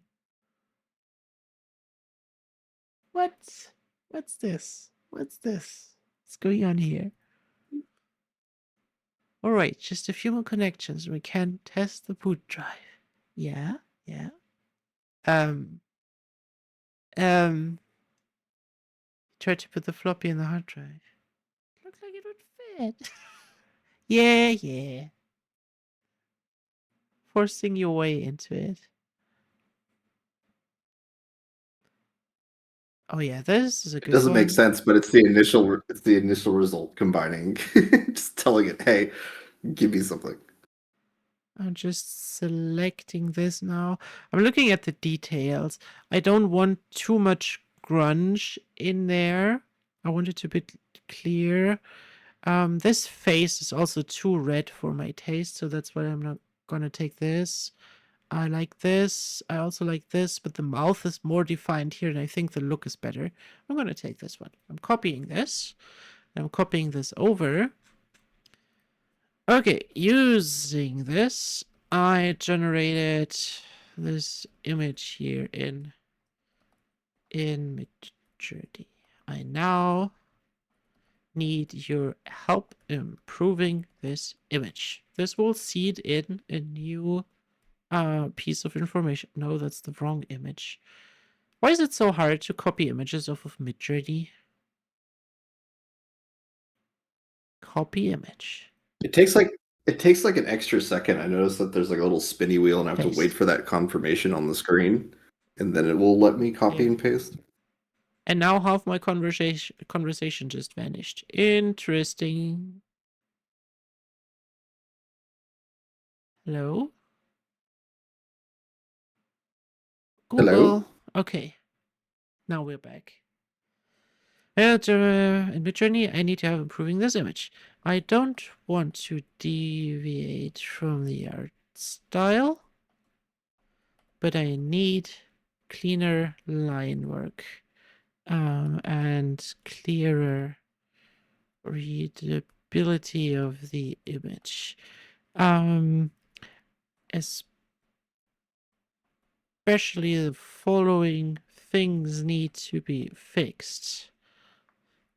The form of the horns is wrong. The bandages on the arms need a redraw. The area around the belly is just garbled junk. Please redraw so that we have nice fantasy clothing. And the rest is pretty fine, I guess. We're just gonna go with that. And now I'm using Nano Banana to improve the drawing of an upscaled creative Midjourney image. And that's what I use it the most actually for. I barely touch Midjourney's editing features anymore. I post my Midjourney images that I want edited into Nano Banana, and I tell it what I want edited. And then I maybe go back with these edits into Midjourney to do something else with that. But for me, it's a better editor. It's slower, but the quality is just so much better. Yeah. Let's see. Let's go back here to our other thing while we wait. Oh, it's already thinking. Nice. I'm working on the climbing tiefling anime image, concentrating on refining the line work for clarity. My focus is on improving the readability of the horns and arm bandages. And look at that. Look at that. We lost a little bit of the style, but we definitely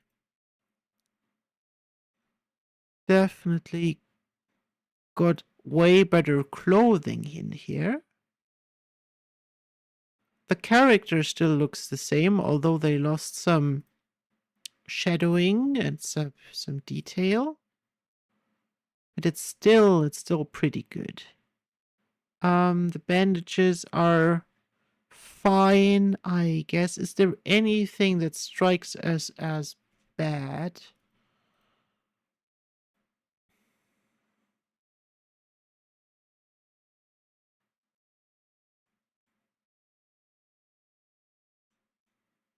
Come on.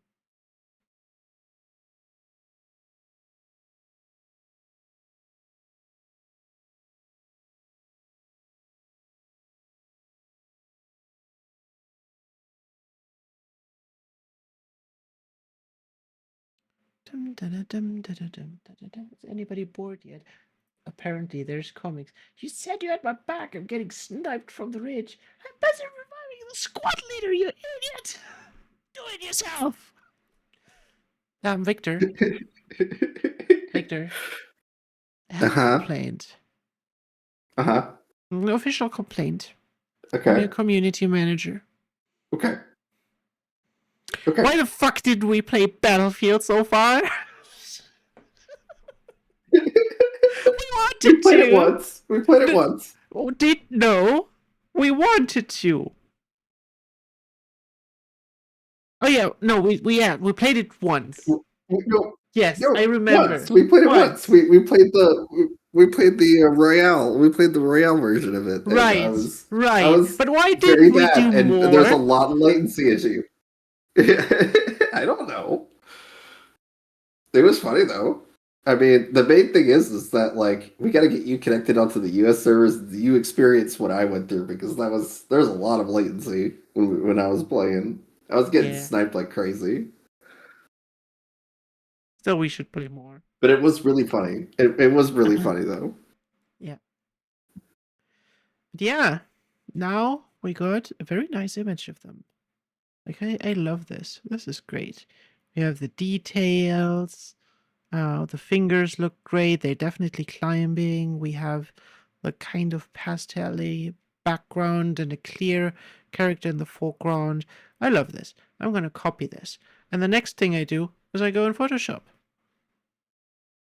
Or, if I don't have Photoshop, I'm going into, how is it called? Um, I definitely know the name. Don't tell it. Don't say it. It's Affinity.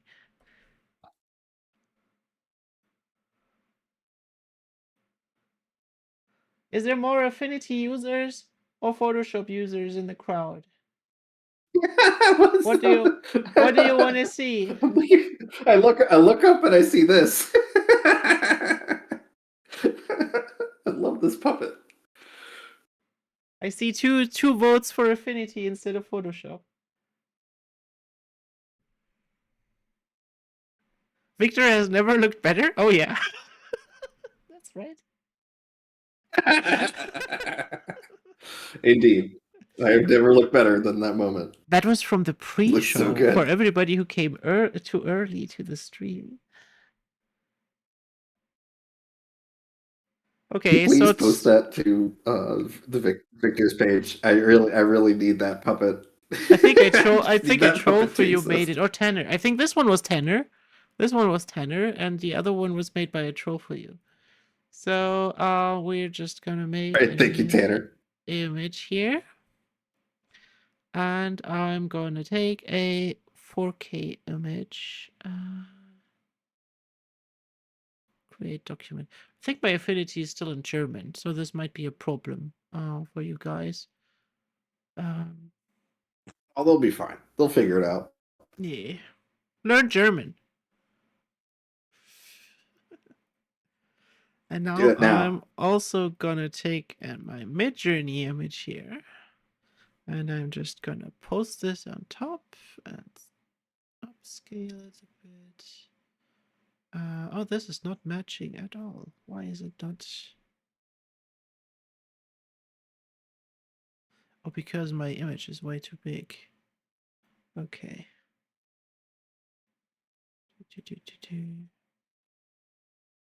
I'll just overlay them.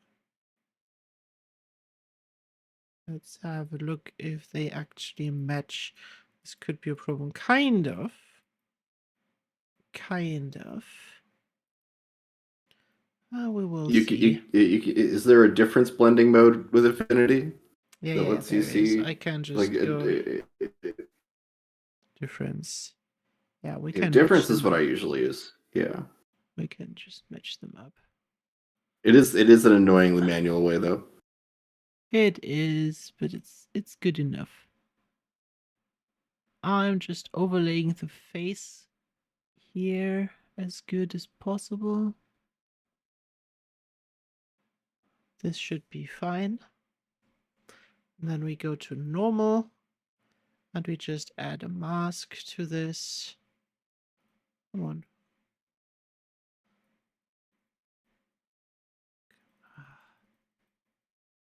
Now you see me struggle in Affinity because Affinity for me is still new.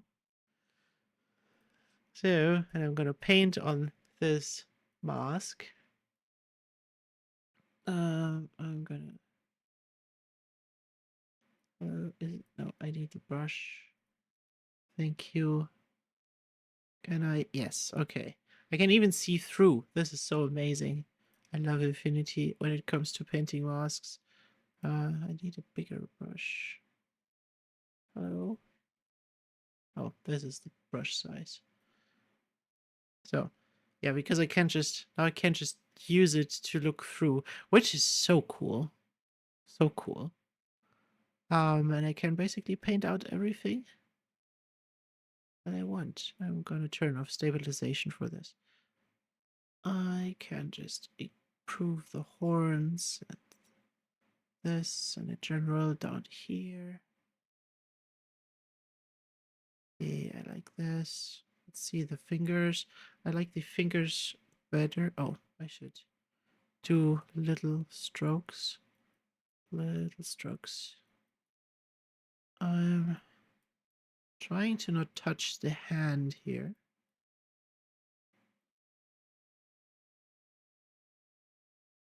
So, this is cool.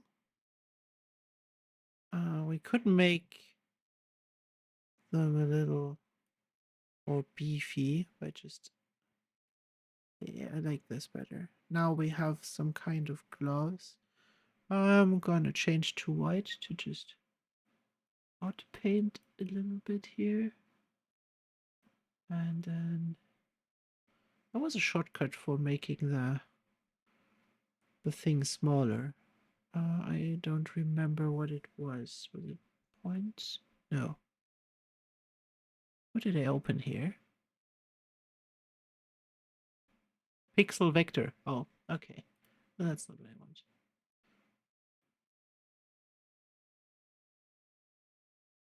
Yeah. Let's just use this hand. Why not? But now I still have the Midjourney face, which is cool. Like, I love this face. The face is great. But I have the clarity of the overpainting of the rest. Um, and yeah, now I can just edit this and make it more beautiful. Like, what I would definitely want to do is remove the seam over here. I want to kind of maybe reduce the like make a more feathery look. I don't want things to double too much in the background. Same here. Let's make this a unique image. Okay, this is looking cool. And now I'm just gonna add with a, where was it? I don't know what this is called. It's basically an effect brush. So I can go in and tell it I want to improve my contrast. For example, I can add some lighting onto this. Maybe 300, yeah. I can now just increase some areas if I wanted to. Just give the face a shadow over here or whatnot. I really like to get like this area. I can also hold Alt to remove the effect again. Just this way I can just paint over the image now and add more effects. For example, how about some blur? I love my blurs. There is a new effect. More? No, that's the thing. I just had it today. I saw it, I used it, I loved it. Where is it? Oh, filter brush. Yeah, of course. I need a filter brush for some Gaussian blur. And now I can just blur the background a little bit. Make it appear out of focus. Maybe the blur is too strong. So I can just set the blur here. And now I can just paint the thing and really give it like a shallow depth of field.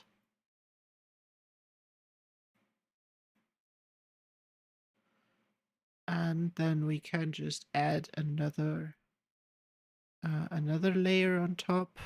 Come on. Some bloom, for example.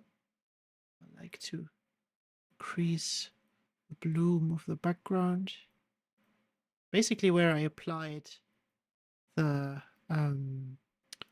stronger lighting, I'm also going to apply some bloom. And then we could also go. Yeah, and I can just start editing this and go on and on and on. But look at this result. It's already pretty nice. And all we did is start with an Midjourney image, which is objectively pretty bad, actually. But it communicates what I wanted. I got a prompt from Nano Banana from Gemini that I inputted it into Midjourney. Then based on this reference, I got a Nano Banana version, which looks again kind of boring. And then we mixed both results together to get the best of both worlds. And even then, in the editing later, I have parts of the Nano Banana generation in 4K, and still the good parts of my Midjourney image with her face, with his face in the center. And that's how you make high quality keyframes and reference images with both tools together. It's really how you do it. And now I'm going to stop and let Victor show something again, or let you guys ask questions. Yeah, Other things I could talk about. that was great, Raps. Thank you. Thank you. Thank you. I'm just going to say this. Other things I could talk about is making more assets for games, making top-down battle RPG maps. I did a ton with Nano Banana Pro. If anything of this is of interest to you, please write it. Or ask me next week in this jam session or whatever. And now I'm giving it back to you, Victor. All right, thank you, Raps. Let me load up some of the gags that I've been doing. I did make a last comic for you, as you were finishing up there. Let me get this loaded up here. Screen share. Share screen and this one. Queen All Lux right. and an image So, in Nano. 1 second. No, Queen Lux asked how much Nano Banana costs. We're using it via API, so you just pay what you use it for, and I think it comes down to about 12 cents per image. Around about that, more or less.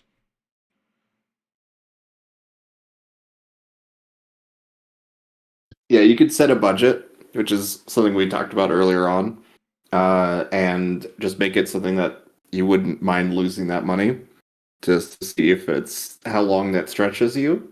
Um, I've been using it. At least I've been using Nano Banana Pro for roughly. Let's see, how many days has it actually been? I guess it's been a little over 2 weeks, something like that. And I've spent a total of $27 worth of my $300 free money for signing up. So in terms of a Midjourney subscription, I feel like throughout an entire month, it's probably going to cost about the same. It going hard like I do, like where I'm constantly generating stuff. It's probably going to cost you about $60 a month if you really go hard on it. There's a lot of ways to save money with it though, like go 2K on everything, only go to 4K if you need to, that kind of stuff. But like I also said earlier, I'm going to stress test this by using it as I would expect to use it, not be conscious of the money or anything like that, and then see how a month's worth of work actually looks like expense wise. And so I can go, oh, okay, this is my baseline cost now because this is a completely different model than Midjourney subscription stuff. So um, it does very much boil down to the usage. But what I've done here is I've made various comics with you guys as Rhapsody was giving her presentation, and for Ray, her character within the Sage series, the only thing I did was literally append it to the comic. So I have all my characters and the base prompt basically. That also includes all of the art style by including 17 pages of my comics to the point where it recreates the font and the speech bubble style, even the overlapping elements of the speech bubbles with the character art, like how it is here with Sage popping in front of the bubble there. It is able to completely recreate those elements, those unique styles of construction for the comic. It does a really good job at doing that. The only problem with this is that sometimes it will randomly refer to stuff that happened in previous comics. Like one of them, I literally had Victor generate, and he says, "I'm going to own the Mars. I'm going to own Mars," which is just talking about Elon Musk over here. It will sometimes refer to the text literally, but you're going to want that because you can improve the performances of your characters by giving Nano Banana the context of what's happening in the scene. When I do release the next comic, you're going to see side by sides of Vicky before and Vicky after giving the speech bubbles context. Like what is she actually saying in this moment and how that affects the result. Oh, you love the skull mug? Yeah, yeah. That was a fun little add-on from the most recent comic. She has a skull coffee maker as well in her apartment from a previous comic, so I just figured that was a fun way to continue that trend. It is a result from just generating things, though. Like that was not a conscious decision for me to go. She needs a skull mug at work. That was it going. Oh. There's a skull coffee mug in the background of one of these panels. I'm going to reuse that and repurpose it. So yeah, it's amazing what it pulls for that context. So now that I have all this, I have an extension that says, "This is Victor, this is Ray," and then I have the instruction of what I want to see immediately with the comic. And this was the initial result. An ungodly amount of shrimp was inside of the prompt, and it just made it say that for Victor. But I am enjoying the quality of Nano Banana combining characters like this. Um, if I now go to my history here, you can see I have handfuls of characters from today's chat. Victor and Chester together. We did Reveille at the very beginning here, or like well, at least about midway through. But with Chester here, so Victor, tell us about your unique approach to landscaping. It's not landscaping; it's terrarium sculpting, and the moss whispers to me. I didn't give it any premise at all for this. That was just the depict Chester interviewing Victor on a TV variety show after saying, "This is Victor and this is Chester." So that's all you need. It's all you need in order to construct it. But I do recommend giving it that foundation of work to go to narrow it down so that it's a lot less generic of a result. If you don't do that, like at least give it a couple images to go, "This is what I'm aiming for." You will oftentimes get extremely flat or basically ChatGPT images without giving it that additional flavor from you. But if I go back to now Rolf, or I think Rolf was my favorite comic that came out of this chat here, and it was only by saying this is Victor and this is Rolf, and then I said he is the captain of an airship, which is what Alistair's character featured for the first proper full length production here. It's and I just said depict Victor stressing Rolf out by taking control of his airship, and it did everything else. It gave the entire speech bubble like script. Everything was from just me telling it to have these two characters interact like this. So the I am excited to see where we can go with this because it means that we can make very reactive stuff without getting bogged down on individual uh, components of, say, making a comic or making a video. Like I don't need to say that when Rolf is yelling that he is using the angry speech bubble, like the excited speech bubbles, things like that. I get excited when it just does it on its own. So we'll see how far we could take this, but right now, at least for the Sage comics, I'm basically just digging deeper into some of the fan stuff that people have been asking me to talk about. I'm going to try to focus on Vern for the Christmas break. But that's it for me in terms of what I've been messing with Nano Banana. You guys saw so much stuff earlier, and I just love everything that Rhapsody was getting into because everything related to like keyframing and setting up like the construction, the storyboards of our videos I think is going to be the main benefit that we get from using Nano Banana right now. I'm using Yeah. it in a way that's definitely going to be niche for me, as in I'm making comics in a specific art like style that I've pre-established. But there's nothing stopping you guys from just establishing that your own base prompt to use the system instructions and essentially get yourself a more reliable meme machine of sorts. Yeah. It'll be really fun to play with that live with you guys, let Uh, alone make bigger productions.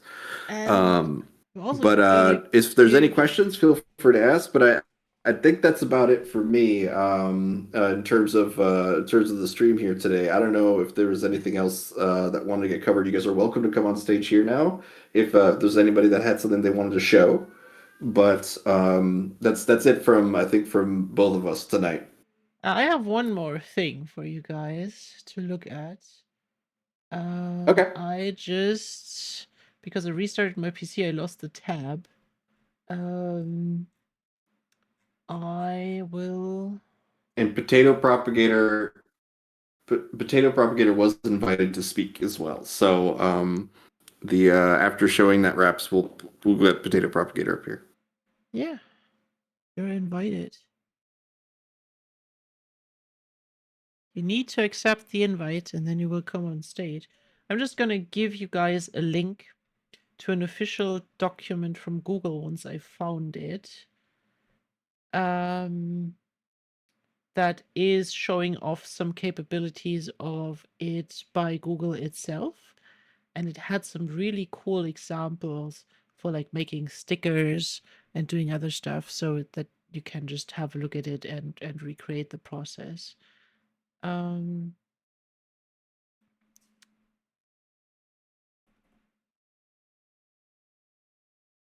uh,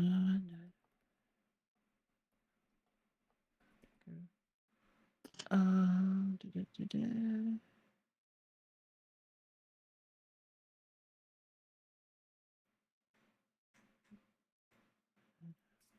Pro.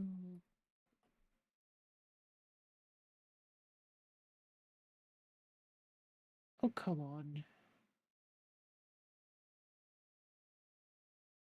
While that's looking, I'm just spreading the gratitude. Appreciate you guys putting this together and doing all this. Is very informative and insightful. So you guys do amazing work. I just want to share that with you. And yeah, Oh, thank you, thank you.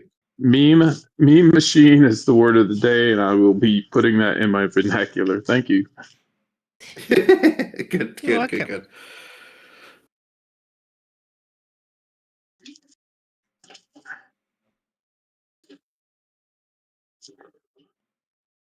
Uh,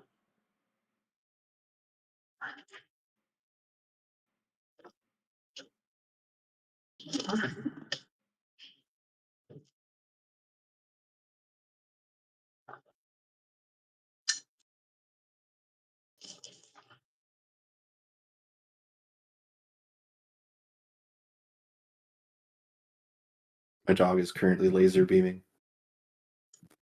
I will be having to head out of here relatively soon, but Noggy is having two this questions was for this. you. Oh yes, yes. Let me take a look. See here. Sorry, I was linking a couple things. Let's see here, Nagi. I have two questions for you from a few days ago. Your MJ tabletop simulator session. I missed the part where you covered how to get 3D models into tabletop simulator. We actually didn't even get there. We'll have to address that. What AI app do you use for that? And was there a custom card Photoshop template that was posted at the conclusion of the session? It was such a cool workshop. Sorry, I had to step away for a few parts. Oh, no problem, man. The templates are actually provided by Tabletop Simulator in your install file. So if you go into Tabletop Simulator, you'll find that there is a folder called templates, and you just grab the appropriate either deck template or card template as needed. For at least that's for Tabletop Simulator. And then the 3D model was actually made by iTroll for you. If you don't mind iTroll for you, if you can link Noggy Man the 3D model turnaround thing that you use to create 3D models, it's basically just an OBJ file from there that you can upload. Meshi, Rodin are the best, I think. Okay, cool, awesome, yeah. So Rodin, you can basically like upload your stuff, and it will hallucinate what a 3D model mesh of that image would look like. Um, and then you can use that as custom pieces inside of Tabletop Simulator. Remember that whenever you're using these sort of conversion, especially AI meshes, they can sometimes be too big or too heavy that they need to be simplified. And at least for most models, you won't run into a major issue, but as soon as you start trying to build like a Warhammer 40K table and there's like 80 to 100 unique models on the table, you're going to notice a quick slowdown because of all the AI meshes inside of there. So that would be my only note of caution is lower your expectations if you're relying entirely on AI meshes. For the most part, you should be able to be fine though.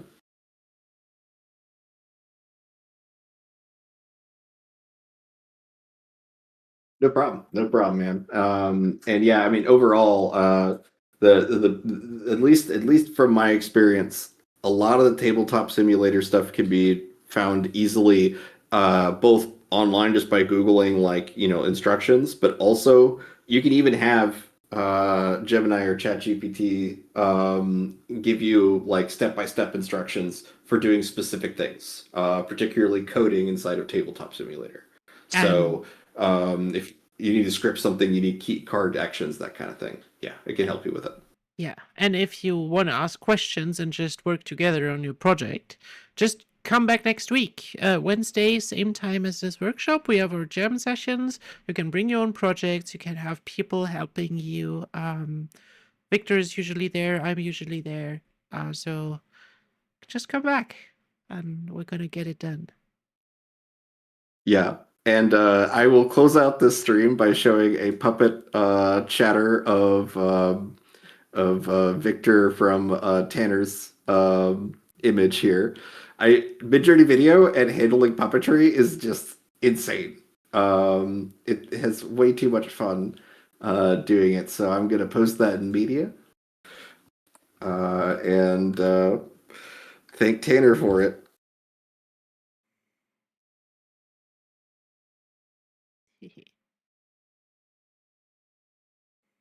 Okay. If there's anything else, guys, feel free to ask anywhere you like. I thank you all so much for joining here. This was a lot of fun. But if there is anything else, we'll be around this Friday at Midjourney and Wednesday next week for the jam session. We also have a gaming night that we do tomorrow. Like we'll probably end up playing Worms. I don't know, but it's Worms or Catan, so Oh, yeah. usually. Last All week we right, guys, thank didn't you for play all the anything at all. screaming faces. Yeah, that's true. I just showed a trophy you All right, Ori thanks. and the Blind Forest. And yeah, have a good night, everybody. Thanks again, guys. See you soon. All right, see you guys. Bye bye. Good night.